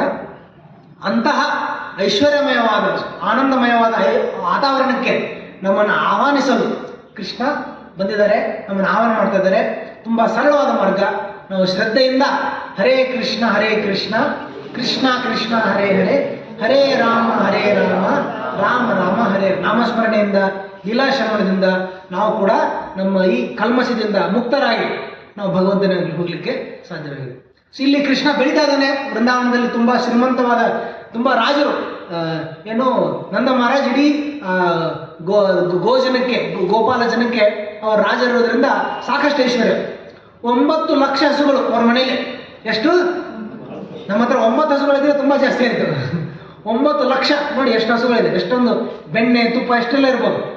9 ಲಕ್ಷ ಹಸುಗಳು ವೃಂದಾವನದಲ್ಲಿ. ಅಷ್ಟು ಬರೀ ನಂದ ಮಹಾರಾಜ್ ಮನೆಯಲ್ಲಿ. ಮತ್ತು ಬೇರೆಯವ್ರ ಕಡೆ ಲಕ್ಷಾಂತರ ಹಸುಗಳು, ಕೋಟ್ಯಾಂತರ ಹಸುಗಳು. ಮತ್ತು ಅಲ್ಲಿರುವ ಪಕ್ಷಿಗಳು. ಇನ್ನೊಂದ್ಸರಿ ಚರ್ಚೆ ಮಾಡೋಣ. ಹಸುಗಳು ಕೂಡ ವೆರೈಟಿ ಇದೆ ಅಂತೆ. ಹಸುಗಳಲ್ಲಿ ನಾವು ಹೆಂಗೆ ನಾವು 108 ಜಪ ಮನಿ ಮಾಡ್ತೇವೆ, ಹಾಗೆ ಕೃಷ್ಣ ಕೂಡ ವೃಂದಾವನದ ಅರಣ್ಯದಲ್ಲಿ 108 ಮನಿ ಜಪ ಮಾಡ್ತಾನೆ. ಯಾಕಂದರೆ ಹಸುಗಳಲ್ಲಿ ಯಾವ ಹಸುಗಳನ್ನು ಕೃಷ್ಣ ಕರ್ಕೊಂಡು ಹೋಗ್ತಾನೆ ಗೋಚರಣೆಗೆ, ಅವುಗಳಲ್ಲಿ 108 ವರ್ಗ ಇದೆ, 108 ಕೆಟಗರಿ ಇದೆ ಅಂತೆ, 108 ವರ್ಗ ಹಸುಗಳಲ್ಲಿ. ಮತ್ತು ಗೋಪಾಲರು ಕೂಡ ಅನೇಕ ವರ್ಗಗಳು. ಗೋಪಾಲರಲ್ಲಿ ಅವರ ಟೆಂಪರ್ಮೆಂಟು, ಕೆಲವರು ಹಾಸ್ಯ ಪ್ರವೃತ್ತಿ, ಕೆಲವರು ಗಂಭೀರ ಪ್ರವೃತ್ತಿ, ಕೆಲವರು ತುಂಬ ಮೇಧಾವಿ ಪ್ರವೃತ್ತಿ. ಮತ್ತು ಏನೋ ಹೇಳ್ತಾರೆ, ಹೆಂಗೆ ಕೃಷ್ಣನಿಗೆ ಮೈಕಾಂತಿ ನೀಲವರ್ಣ, ರಾಮನಿಗೆ ಯಾವ ವರ್ಣ? ಹಸಿರು ವರ್ಣ. ಹಾಗೆ ಗೋಪಾಲರು ಅವ್ರಿಗೆ ಕೂಡ ವೈವಿಧ್ಯತೆ ಎಂದಂತೆ. ಕೆಲವು ಗೋಪಾಲರು ಶ್ವೇತವರ್ಣ, ಬಿಳಿ ವರ್ಣ, ಕೆಲವು ಗೋಪಾಲರು ನೀಲವರ್ಣ, ಕೆಲವು ಗೋಪಾಲರು ಹಸಿರು ವರ್ಣ, ಗ್ರೀನ್ ಕಲರ್ ಗೋಪಾಲರು ಕೂಡ. ಅವರು ಕೂಡ ಬೇರೆ ಬೇರೆ ಮೈಕಾಂತಿ, ಬೇರೆ ಬೇರೆ ಮೈಕಟ್ಟು, ಅವರಲ್ಲಿ ಕೂಡ ವೆರೈಟಿ ಇದೆ. ಹಸುಗಳು ಕೂಡ ವೆರೈಟಿ ಇದೆ, 108 ವೆರೈಟಿ ಹಸುಗಳಲ್ಲಿ. ಅದರಲ್ಲಿ ಪ್ರಧಾನವಾಗಿ ಹೇಳ್ತಾರೆ ಯಾವ ಥರ ವಿಂಗಡಣೆ ಮಾಡ್ತಾರೆ ಅಂದರೆ ಕಲರ್ ಮೇಲೆ, ಹಸುಗಳ ಮೈಕಾಂತಿ ಕಲರ್. ಅದಕ್ಕೆಲ್ಲ ಹೇಳ್ತಾರೆ ಹಸುಗಳಲ್ಲಿ ವಿಶೇಷವಾಗಿ ನಾಟಿ ಹಸುಗಳಲ್ಲಿ ಕಪ್ಲಿ ಹಸು ತುಂಬ ಆಸ್ಪಿಷಿಯಸ್, ಮಂಗಳಕರ ಅಂತ ಹೇಳ್ತಾರೆ. ಕಪ್ಲಿ ಅಂದ್ರೆ ಏನು? ಕಪ್ಪು ವರ್ಣ. ಈಗ ನೋಡಿದ್ರಲ್ಲ ಹಸುಗಳಲ್ಲಿ, ದೇಸಿ ಹಸುಗಳಲ್ಲಿ ಕಪ್ಪು ವರ್ಣದ ಹಸು ಇರುತ್ತಲ್ಲ, ನೋಡಿದ್ದೀರಾ? Black cow. ಅದು ಎಲ್ಲ ಪೂಜೆಗೆ ಯೂಸ್ ಮಾಡೋದು ಕಪ್ಲಿ ಹಸು. ಅದಕ್ಕೆ ಕಪ್ಪು ವರ್ಣದ ಹಸುಗಳನ್ನು ಕಪ್ಲಿ ಹಸು ಅಂತ ಕರೀತಾರೆ. ಕಪ್ಲಿ ಅವುಗಳನ್ನು ಪೂಜೆಗೆ ವಿಶೇಷವಾಗಿ ನಾವು ಮಲೆನಾಡು ಗಿಡ್ಡದಲ್ಲಿ ಕಪ್ಪು ವರ್ಣ ತುಂಬ ಚೆನ್ನಾಗಿ ಕಾಣುತ್ತೆ. ಮಲೆನಾಡು ಗಿಡ್ಡ ಹಸು ಕಪ್ಲಿ ಇದ್ರೆ ತುಂಬ ಚೆನ್ನಾಗಿ. ಸೊ ಹಂಗೆ ಈಗ ಈ ಹಸುಗಳಲ್ಲಿ 108 ಮೈಕಾಂತಿ ವರ್ಣದ ಮೇಲೆ ಆಧಾರಿತ. ಅದ್ರ ಹೆಂಗಂದರೆ 4 ಮೇನ್ ವೆರೈಟಿ ಅಂತೆ. ಬಿಳಿ, ಎಲ್ಲೋ, ಪೀತವರ್ಣ, ಮತ್ತು ನೀಲವರ್ಣ, ಮತ್ತು ಕೆಂಪು ವರ್ಣ, ವೈಟ್, ಯೆಲ್ಲೋ, ಬ್ಲೂ, ರೆಡ್. 4 ಈ 4ರಲ್ಲಿ ಪ್ರತಿಯೊಂದರಲ್ಲೂ 25 ಶೇಡ್ ಇದೆ. ಈ ವೈಟಲ್ಲೇ, ಬಿಳಿಯಲ್ಲೇ 25 ವೆರೈಟಿ. ಹಾಫ್ ವೈಟ್, ಕ್ರೀಮ್ ವೈಟಲ್ಲಿ ಇದೆಯಲ್ಲ, ಬೇರೆ ಬೇರೆ ವೆರೈಟಿ ಬರುತ್ತೆ. ಯಾರು ಡಿಸೈನ್ ಮಾಡೋರು ಗೊತ್ತಿರುತ್ತೆ, ಪೇಂಟಿಂಗ್ ಮಾಡೋರು. ಬಿಳಿ ವರ್ಣದಲ್ಲಿ 25 ವೆರೈಟಿ, ಆಮೇಲೆ ಕೆಂಪಲ್ಲಿ 25, ಸಾದ ಕೆಂಪು, ಸಂಪು ಜಾಸ್ತಿ ಕೆಂಪು, ಅದರಲ್ಲಿ ಮರೂನ್ ಕಲರು, ರೆಡ್ಡಿಶಲ್ಲಿ ಒಂದು ಸ್ಯಾಫ್ರನ್ ಕಲರು, ಅದರಲ್ಲಿ 25. ಆಮೇಲೆ ನೀಲಿ ಬ್ಲೂ ವರ್ನಲ್ಲಿ ಅದರಲ್ಲಿ 25 ಕಲರ್. ಆಮೇಲೆ ಪೀತಲ್ ಅದರಲ್ಲಿ 25 ಕಲರ್. ಇದು 108. ಮತ್ತು ಪ್ರತಿಯೊಂದು ಕಲರ್ ಹಸುಗಳ ಒಂದು ಹೆಸರು. ಒಂದು ಕುಂಕುಮ ಅಂದರೆ ಒಂದು ಕೆಂಪು ಹಸುವಿನ ಒಂದು ವರ್ಣ ಕುಂಕುಮ. ಮತ್ತು ಶ್ವೇತ, ಶ್ವೇತ ಅಂದರೆ ಒಂದು ಬಿಳಿ ಹಸುವಿನ ಒಂದು ವರ್ಣ. ಪೀತ, ಪೀತ ಅಂದರೆ ಎಲ್ಲೋ ಕಲರ್. ನೀಲ, ನೀಲ ನೀಲ ಅಂದ ತಕ್ಷಣ ಎಲ್ಲ ಆ ಕಲರ್ ಹಸುಗಳು ಮಾತ್ರ ಕೃಷ್ಣ ಹತ್ರ ಬರೋದು.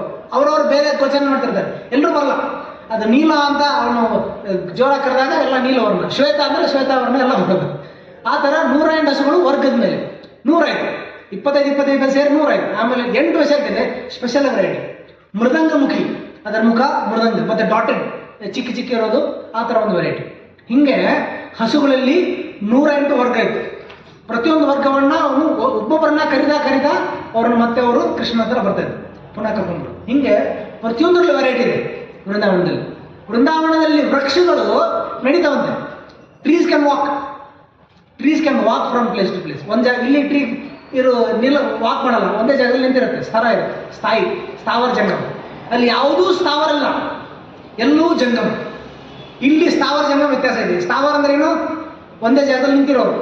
ಜಂಗಮ ಅಂದರೆ ಮೂವ್ಮೆಂಟ್ ಆಗೋರು. ವೃಂದಾವನದಲ್ಲಿ ಎಲ್ಲವೂ ಜಂಗಮ, ಎಲ್ಲವೂ ಸಂಪೂರ್ಣವಾಗಿ ಚಿನ್ಮಯ ಸಂಪೂರ್ಣ ಜಾಗೃತ. ಇಲ್ಲಿ ಮನುಷ್ಯರು ಮಾತ್ರ ಜಾಗೃತ ಆಗಿರ್ತಾರೆ, ಬೇರೆ ಪ್ರಾಣಿಗಳಿಗೆ ಅಷ್ಟೊಂದು ವಿಕಸಿತ ಆಗಿರೋದಿಲ್ಲ ಪ್ರಜ್ಞೆ. ಪ್ರತಿಯೊಂದು ಜೀವಿ ಕೂಡ ವಿಕಸಿತ ಪ್ರಜ್ಞೆಯಲ್ಲಿ, ಪ್ರತಿಯೊಂದು ಜೀವಿ ಜಂಗಮ ರೂಪದಲ್ಲಿ. ಮತ್ತು ಅದು ಹೇಳ್ತಾ ಹೋದರೆ ನಮಗೆ ಆಕರ್ಷಣೆ ಅಷ್ಟೊಂದಿದೆ. ವೃಂದಾವನದ ವರ್ಣನೆ ಭಾಗವತದಲ್ಲಿದೆ. ಅಷ್ಟೊಂದು ವಿಸ್ತೃತವಾಗಿದೆ. ಎಷ್ಟು ವಿಸ್ತಾರ, ಇನ್ನೊಂದು ಹೇಳ್ತೇನೆ, ವೃಂದಾವನದ ವೈವಿಧ್ಯತೆ ಎಷ್ಟು ವಿಸ್ತಾರವಾಗಿದೆ ಅಂದರೆ ಜಾಗ, ಎಷ್ಟು ಜಾಗ ಅಂದರೆ ಹೇಳ್ತಾರೆ ಕೋಟ್ಯಾಂತರ ಗೋಪಾಲರಿದ್ದರಂತೆ. Billions of ಗೋಪಾಲಸ್. ಕೋಟ್ಯಾಂತರ ಹಸುಗಳು, ಕೋಟ್ಯಾಂತರ ಗೋಪಾಲರು, ಕೋಟ್ಯಾಂತರ ಹಸುಗಳು. ಅವೆಲ್ಲರೂ ಒಂದು ಊರಲ್ಲಿ ಹೆಂಗೆ ಸೇರ್ಲಿಕ್ಕೆ ಸಾಧ್ಯ? ವೃಂದಾವನ ಎಷ್ಟಿದೆ, ಚಿಕ್ಕದು ಕಾಣುತ್ತಲ್ಲ, ಇಷ್ಟಿದೆ, ಅದ್ರಲ್ಲಿ ಇರಲಿಕ್ಕೆ ಹೆಂಗೆ ಸಾಧ್ಯ ಅಂತ ಆವಾಗ ಒಂದು ವರ್ಣನೆ ಬರುತ್ತೆ. ಸರ್ಫೇಸ್ ಏರಿಯಾ ಅಂತಾರೆ ಮ್ಯಾಥಮೆಟಿಕ್ಸಲ್ಲಿ. ಅಂದರೆ ನಾವು ಇರೋ ಜಾಗ, ಇದು ಸರ್ಫೇಸ್ ಏರಿಯಾ ಅಂದರೆ ಒಂದು ಎಷ್ಟಿರುತ್ತೆ, ಒಂದು 1200 ಸ್ಕ್ವೇರ್ ಫೀಟ್ ಅಂತಾರೆ ಸರ್ಫೇಸ್ ಏರಿಯಾ ಅಂತ. ನಾವು ಇದು ಮೆನ್ಸುರೇಷನ್ ಚೆಕ್ ಮಾಡುವಾಗ ಕ್ಯಾಲ್ಕುಲೇಷನ್ ಸರ್ಫೇಸ್ ಏರಿಯಾ ಅಂತ. ಅಂದರೆ ಹೆಂಗಿದೆ, the sum total of the surface areas of all the material universes. ಬರೀ ಪೃಥ್ವಿ ಅಲ್ಲ, ಎಂಟೈರ್ ಮೆಟೀರಿಯಲ್ ಯೂನಿವರ್ಸ್ ಎಷ್ಟಿದೆ? 4 ಬಿಲಿಯನ್ ಮೈಲ್ಸ್ ನಮ್ದು ಇದು ಇದೆ, ಡಯಾಮೀಟರ್ ಇದೆ ನಮ್ಮ ಬ್ರಹ್ಮಾಂಡದ್ದು. ಅಂದರೆ ಒಂದು 400 ಕೋಟಿ ಮೈಲಷ್ಟು ಅಂತರ ಇದೆ. ಅಂದರೆ ಅಷ್ಟು ನಮ್ಮದು ಡಯಾಮೀಟರ್ ಏನಂತಾರೆ ಕನ್ನಡದಲ್ಲಿ? ಡಯಾಮೀಟರ್ ಎಂಡ್ ಟು ಎಂಡ್ ಸುತ್ತಳತೆ ಅಲ್ಲ, ರೌಂಡ್ ಆಗುತ್ತೆ ಒಂದು. ವ್ಯಾಸನ half of double of radius ಅಲ್ಲ, ಒಂದು ಸರ್ಕಲ್ ಇದೆಯಲ್ಲ, ಒಂದು ಎಂಡಿಂದ ಇನ್ನೊಂದು ಎಂಡಿಗೆ, ಅದಕ್ಕೆ ವ್ಯಾಸ ಇರ್ಬೋದು. ಓಕೆ, ಶಬ್ದನ ಗೊತ್ತಿಲ್ಲ. ಡಯಾಮೀಟರ್ ಅದು ಎಂಡಿಂದ ಎಂಡಿಗೆ. ನಮ್ಮ ಬ್ರಹ್ಮಾಂಡ diameter 4 billion yojanas, 4 billion miles. ಅಂದರೆ 400 ಕೋಟಿ ಮೈಲ್ ಅಷ್ಟಿದೆ, ಅಷ್ಟು ವ್ಯತ್ಯಾಸ. ಅದು ಒಂದಾಯಿತು, ಅದಕ್ಕಿಂತ ಜಾಸ್ತಿ ಇದೆ. ಅಂದರೆ ವೃಂದಾವನ ಎಷ್ಟು ವಿಸ್ತೀರ್ಣ ಅಂದರೆ ಎಲ್ಲ ಭೌತಿಕ ಬ್ರಹ್ಮಾಂಡಗಳ ಒಟ್ಟು ವಿಸ್ತೀರ್ಣ ಪ್ಲಸ್ ಎಲ್ಲ ಆಧ್ಯಾತ್ಮಿಕ ಲೋಕಗಳ ಒಟ್ಟು ವಿಸ್ತೀರ್ಣ, ವೈಕುಂಠಗಳ ಲೋಕಗಳ ಒಟ್ಟು ವಿಸ್ತೀರ್ಣ ಎಲ್ಲ ಸೇರಿ, ಇದಕ್ಕೆ ಮ್ಯಾಥ್ಸಲ್ಲಿ ಸಿಗ್ಮಾ ಅಂತಾರೆ, sigma i tends to infinity. ಅಷ್ಟೊಂದು ವಿಸ್ತೀರ್ಣ ಸೇರಿಸಿ ಇಷ್ಟೊಂದಿದೆ. ಸೊ ಅಷ್ಟೊಂದು ಸಿಗ್ಮಾ ಸರ್ಫೇಸ್ ಎಲ್ಲ ಸೇರಿ ಏನಾಗುತ್ತೆ ಅಂದರೆ that is a small patch of land in one corner of ವೃಂದಾವನದ ಒಂದು ಮೂಲೆಯಲ್ಲಿ ಒಂದು ಚಿಕ್ಕ ಜಾಗ, ಏನು ಈ ಸಿಗ್ಮಾ ಐ. ಎಲ್ಲ ಒಟ್ಟು ವಿಸ್ತೀರ್ಣ ಸೇರಿ ಎಷ್ಟು ಒಟ್ಟಾಗುತ್ತೆ, ಅದು ಒಂದು ಮೂಲೆಯಲ್ಲಿ ಕೂತಿದೆ. ಅಷ್ಟು ಜಾಗ ಅಂದರೆ ಎಷ್ಟು ವಿಸ್ತೀರ್ಣ, ವೃಂದಾವನ ಎಷ್ಟು ವಿಶಾಲವಾಗಿದೆ ಅನ್ನೋದಕ್ಕೆ ಹೇಳ್ತಾ ಇರೋದು. ಅಷ್ಟು ವಿಶಾಲವಾಗಿದೆ. ಅದು ವೃಂದಾವನದ ಮಹಿಮೆ. ಹೀಗೆ ವೃಂದಾವನ ಕೃಷ್ಣ ಬೆಳೀತಾ ಇದೆ. ವೃಂದಾವನದಲ್ಲಿ ಈ ಕಡೆ ಕಂಸ ಹೆಂಗೆಲ್ಲ ಕೃಷ್ಣ ಕೊಲ್ಬೇಕಂತ ಅನೇಕ ಥರದ ಯೋಜನೆ ಮಾಡ್ತಾ ಇದ್ದಾರೆ. ಅನೇಕ ಹಸುರು ಒಬ್ಬರನ್ನ ಕಳಿಸ್ತಾ ಇರ್ತಾನೆ. ಮೊದಲೊಬ್ಬ ಶಕಟಾಸುರ ಅಂತ ಬಂದ. ಶಕಟಾಸುರ ಯಾವ ರೂಪದಲ್ಲಿ ಬಂದ? ಒಂದು ಬಂಡೆ ಅಂದರೆ ಇದು ಕಾಟ್ ಅಂದರೆ ಇದು ತೊಟ್ಲು ರೂಪದಲ್ಲಿ ಕೃಷ್ಣ ಆಡ್ತಾ ಇರುವಾಗ ಒಂದು ಇದೆ ಅಂತಾರೆ, ಎತ್ತಿನ ಬಂಡೆ ಅಲ್ಲ, ಎತ್ತಿನ ಬಂಡೆ ರೂಪದಲ್ಲಿ ಬರ್ತಾರೆ. ಬಂದು ಅವನ ಪ್ಲಾನ್ ಅಂದರೆ ಕೃಷ್ಣ ನನ್ನ ಕೆಳಗೆ ಬಂದ ತಕ್ಷಣ ನಾನು ಬಿದ್ದು ಮುರಿದು ಕೃಷ್ಣ ಕೊಲ್ತೇನೆ ಅಂತ.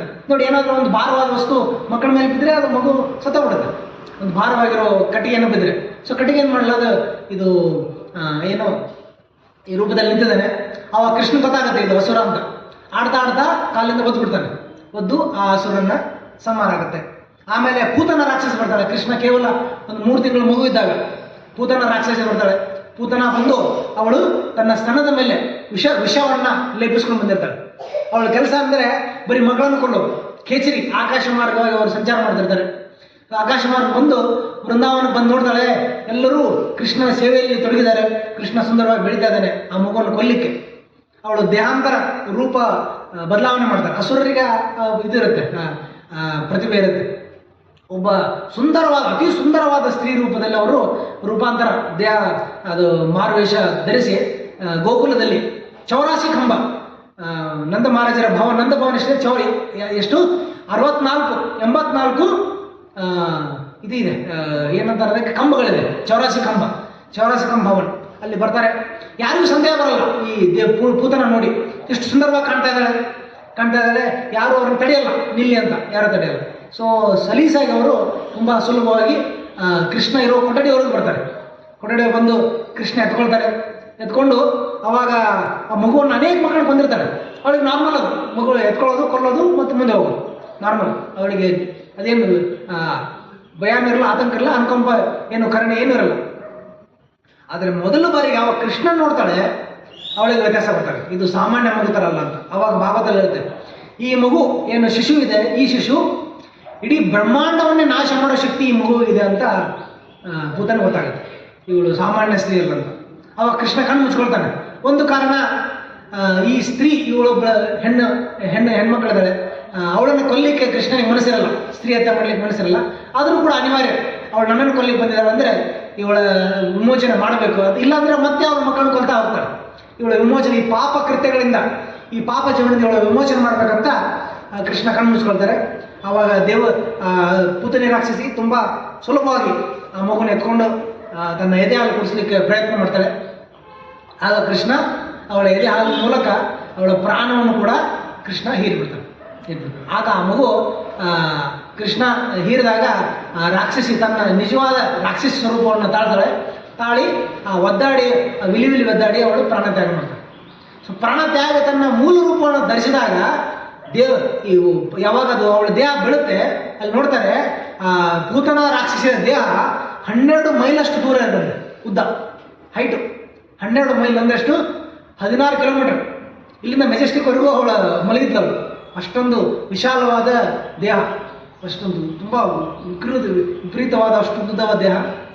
ಆಗೆಲ್ಲ ಪ್ರಜಾವಾಸಿಗಳು ಸೇರಿ ಅವಳನ್ನು ಆ ದೇಹವನ್ನು ದಹನ ಮಾಡ್ತಾರೆ.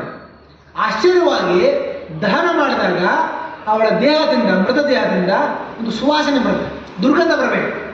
ಅಸುರರ ದೇಹನ ದಹನ ಮಾಡಿದರೆ ದುರ್ಗಂಧ ಬರಬೇಕಿತ್ತು, ಆದರೆ ಅವಳ ದೇಹದಿಂದ ಸುವಾಸನೆ ಬಂತು. ಯಾಕಂದರೆ ಅವಳು ಕೃಷ್ಣನ ಸ್ಪರ್ಶ ಮಾಡಿದ್ಳು, ಕೃಷ್ಣ ಸಂಪರ್ಕದಲ್ಲಿ ಬಂದಿದ್ದು. ನೋಡಿ, ಕೃಷ್ಣನ ಸಂಪರ್ಕದಲ್ಲಿ ಬಂದಾಗ ಅಸುರರು ಕೂಡ ಉದ್ಧಾರ ಆಗ್ತಾರೆ, ಅಸುರರು ಕೂಡ ಪವಿತ್ರರಾಗ್ತಾರೆ, ಎಲ್ಲ ಪಾಪಗಳಿಂದ ಮುಕ್ತರಾಗ್ತಾರೆ. ಇನ್ನು ಭಕ್ತರ ವಿಷಯದಲ್ಲಿ ಹೇಳೋದನ್ನು, ಅವರು ಕೂಡ ಪವಿತ್ರರಾಗಿ ನಾವು ಭಗವಂತನಿಗೆ ಹೋಗಲಿಕ್ಕೆ, ನಿತ್ಯ ಧಾಮ ಹೋಗ್ಲಿಕ್ಕೆ ನಾವು ಯೋಗ್ಯರಾಗ್ತೇವೆ ಅಂತ.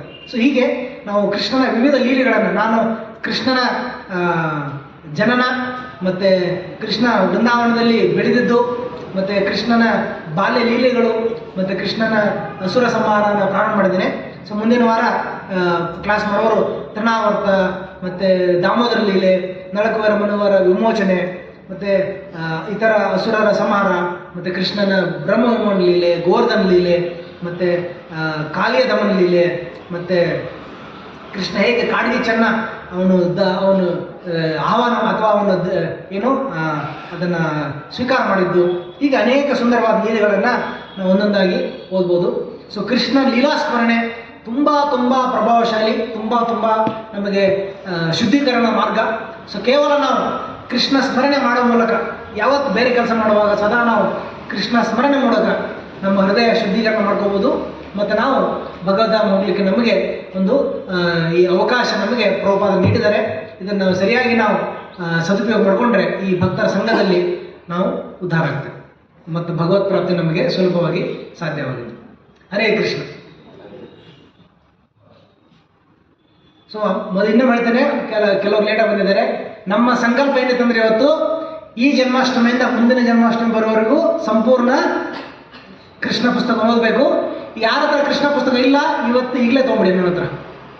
ಪ್ರಭು ಯಾರ ಹತ್ರ ಇಲ್ಲ ಕೃಷ್ಣ ಬುಕ್ಕು? ಯಾರ ಹತ್ರ ಇಲ್ಲ ತೊಗೊಂತೀರಾ? ಓಕೆ ಪ್ರಭು ತೊಗೊಂಬನ್ನಿ, ವಿಲ್ ಡಿಸ್ಟ್ರಿಬ್ಯೂಟ್. ಸೊ ದಯವಿಟ್ಟು ಬನ್ನಿ, ವಿಲ್ ಡಿಸ್ಟ್ರಿಬ್ಯೂಟ್. ಎಷ್ಟಿದೆ ಪ್ರಭು ಇದೆ ಬೆಲೆ?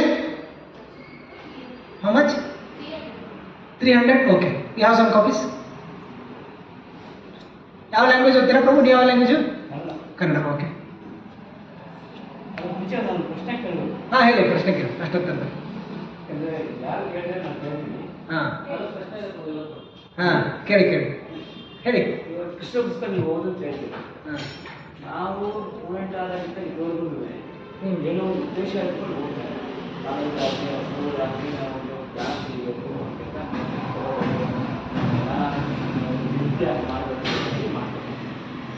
ಆದ್ದರಿಂದ ಒಂದು ಉದ್ದೇಶದಿಂದ ಏನೋ ಪುಸ್ತಕ ಓದಬೇಕಾದ್ರೆ ನಾವು ಫಿಸಿಕ್ಸ್ ಆಗಲಿ, ಕೆಮಿಸ್ಟ್ರಿ ಆಗಲಿ, ಏನೋ ಒಂದು ಅರ್ಥ ಮಾಡ್ಕೋಬೇಕು. ಅರ್ಥ ಮಾಡ್ಕೊಂಡು ಅದನ್ನು ನಾನು ಅಡಾಪ್ಟ್ ಮಾಡ್ಕೋಬೇಕು. ಅದನ್ನು ನಾನು ನಿತ್ಯ ಜೀವನದಲ್ಲಿ ಅನುಭವಿಸ್ಬೇಕು. ಅದೇ ರೀತಿ ಈ ಪುಸ್ತಕ ಓದಬೇಕಾದ್ರೆ ಯಾವ ಉದ್ದೇಶ ನಾನು ಮಾಡಬೇಕು? ಯಾವ ಉದ್ದೇಶದಿಂದ ನಾವು ಕೃಷ್ಣ ಪುಸ್ತಕವನ್ನು ಓದಬೇಕಂತ. ಸೊ ಮೊದಲನೇ ಉದ್ದೇಶ ಕೃಷ್ಣನ ಲೀಲೆಗಳನ್ನು ತಿಳ್ಕೊಳ್ಬೇಕು. ಇಷ್ಟ ಇಲ್ಲ ಅಂದ್ರೆ ಏನು ಮಾಡೋದು? ಓಕೆ, ಈಗ ಒಬ್ಬ ಯೋಗಿ ಎರಡು ವಿಚಾರ. ಒಂದು ವರ್ಗದ ಜನ ಆಸ್ತಿಕರಂದ್ರೆ ಭಗವಂತನಲ್ಲಿ ಶ್ರದ್ಧೆ ಅಲ್ಲ, ಶಾಸ್ತ್ರದಲ್ಲಿ ಶ್ರದ್ಧೆ ಇರೋರು ಆಸ್ತಿಕರು. ಆಸ್ತಿಕತ್ವ ದೇವರಲ್ಲಿ ದೈವ ಭಕ್ತರಲ್ಲ, ಶಾಸ್ತ್ರದಲ್ಲಿ ನಂಬಿಕೆ ಇರೋರು ಆಸ್ತಿಕರು. ಈಗ ನೀವು ಆಸ್ತಿಕರಾಗಿರೋದ್ರಿಂದ ಇಲ್ಲಿ ದೇವಸ್ಥಾನಕ್ಕೆ ಬರ್ತಾರೆ. ಆಸ್ತಿಕತ್ವದ ಒಂದು ಏನಂದರೆ ನಾವು ಸ್ವೀಕಾರ ಮಾಡೋದು, ಶಾಸ್ತ್ರದಲ್ಲಿರೋ ಉಪದೇಶ ಸ್ವೀಕಾರ ಮಾಡೋದು.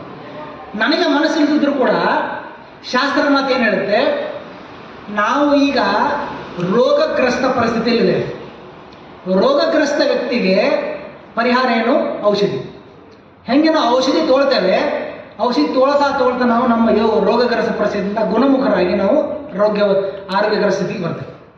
ಅದಕ್ಕೆ ಇದು ಕೃಷ್ಣ ಕಥಾ, ಭಗವತ್ ಲೀಲೆಯ ಕಥಾ ಏನಂದರೆ ನಮಗೆ ಭವೌಷಧಿ. ನಮ್ಮ ಈ ಭವ ರೋಗಕ್ಕೆ ಔಷಧಿ, ಗುಣಮುಖರಾಗಲಿಕ್ಕೆ. ನಾವು ಕೃಷ್ಣನ ಲೀಲೆಯನ್ನು ಓದ್ತಾ ಬರೀ ಲೀಲಾ ಕಥೆಗಳದಲ್ಲ, ಲೀಲಾ ಓದ್ತಾ ನಮ್ಮ ಈ ರೋಗ ಅದರಿಂದ ಗುಣವಾಗುತ್ತೆ. ಸೊ ನಾವು ಇದನ್ನು ಒಂದು ಔಷಧಿ ರೂಪದಲ್ಲಿ ತೊಗೊಳ್ಬೇಕು. ನಮ್ಮ ನಮ್ಮದೇನು ಈ ಭವರೋಗ ಇದೆ, ಈ ಬಂಧನ ಇದೆ, ಈ ಬದ್ಧ ಸ್ಥಿತಿ ಇದೆ, ಇದನ್ನು ನಾವು ರೋಗಗ್ರಸ್ತ ಪರಿಸ್ಥಿತಿಯಿಂದ ನಾವು ಗುಣಮುಖರಾಗಲಿಕ್ಕೆ ಈ ಔಷಧಿಯನ್ನು ನಾವು ಓದಬೇಕು ಆ್ಯಸ್ ಎ ಮೆಡಿಸಿನ್.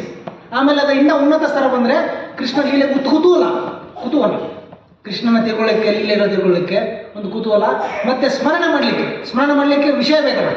ಸುಮ್ಮನೆ ಏನು ಸ್ಮರಣೆ ಮಾಡ್ತಾರೆ, ಅದನ್ನು ನಾವು ವಿಷಯ ನಮಗೆ ಅದನ್ನು ಸಂಗ್ರಹಿಸಲಿಕ್ಕೆ ಫಸ್ಟ್ ಓದಿದ ಮೇಲೆ ಮತ್ತೆ ಸ್ಮರಣೆ ಮಾಡಲಿಕ್ಕೆ ಕುತೂಹಲ, ಕೃಷ್ಣನ ಲೀಲೆ ಸ್ಮರಣೆ, ಮತ್ತು ನಮ್ಮ ಔಷಧಿಯಾಗಿ ನಾವು ತೊಗೊಳ್ಬೇಕು. ಮತ್ತು ಇನ್ನೊಬ್ಬರಿಗೆ ಹೇಳಲಿಕ್ಕೆ ನಾವು ಮತ್ತೆ ಪುನಃ ಇದನ್ನು ಓದಬೇಕು ಭಕ್ತಿ ಮಾರ್ಗವಾಗಿ, ಆ ಶಾಸ್ತ್ರದಲ್ಲಿ ಹೇಳಿರುವ ಕಾರಣವಾಗಿ. ಆಯಿತಾ? ಓಕೆ, ಮತ್ತೆ ಪ್ರಶ್ನೆ ಇದೆಯಾ? ಹೇಳಿದ್ರು ಎರಡು ವಿಷಯ ಪ್ರವಚನ ಹೇಳಬೇಕಾದ್ರೆ ಎಲ್ಲಿ ಹಸು ಗೋವು ಹೆಚ್ಚಿಗೆ ಔಷಧಿಯಾಗಿ ಶ್ರೀಮಂತರು, ಧಾನ್ಯಕ್ಕೆ ಹೆಚ್ಚಿಗೆ ಔಷಧಿಯಾಗಿ ಶ್ರೀಮಂತರು, ಯಾರಿಗೆ ಕೃಷಿ ಭೂಮಿ ಇದೆಯೋ ಅವರು ಶ್ರೀಮಂತರು. ಬಟ್ ಈಗ ಒಂದು ಸಮಕಾಲೀನ ಜಗತ್ತನ್ನು ನಾವು ಯೋಚನೆ ಮಾಡಿದಾಗ ಇದೆಲ್ಲ ಸಾಮಾನ್ಯವಾಗಿ ರೈತರ ಬಳಿ ಇರುತ್ತೆ. ಈಗ ಅವರೇ ಸಾಕಷ್ಟು ಬಡವರು. ನಾನು ಆ ಒಂದು ಪದದಲ್ಲಿ ಕೆಲಸ ಮಾಡೋದು ನೋಡ್ತಾ ಆ ಜನಗಳ ನಡುವೆ ಅವರೇ ತುಂಬ ಕಷ್ಟದಲ್ಲಿರೋರು, ಅವರೇ ಬಡವರು, ಅವ್ರಿಗೇನೆ ಎಲ್ಲ ವ್ಯವಸ್ಥೆ ಏನು ಮಾಡ್ಕೊಳಕ್ಕಾಗಲ್ಲ ಅಂತ ಪರಿಸ್ಥಿತಿ ಇದೆ. ಅದು ಒಂದು ರೀತಿ ಪರಸ್ಪರ ವಿರುದ್ಧ ಹೇಗೆ ನೋಡಿ, ಒಳ್ಳೆ ಪ್ರಶ್ನೆ ಕೇಳಿದ್ರು. ನಾನು ಹೇಳಿದೆ ಧಾನ್ಯವಾನ್ ಧನವಾನ್ ಗವಯ ಧನವಾನ್ ಅಂತ ಹೇಳಿದ್ದೆ. ಯಾರ ಹತ್ರ ಭೂಮಿ ಇದೆ, ಯಾರ ಹತ್ರ ಹಸು ಇದೆ, ಯಾರ ಹತ್ರ ಧಾನ್ಯದ ಅವರು ಶ್ರೀಮಂತರು ಅಂತ ಹೇಳಿದ್ರು.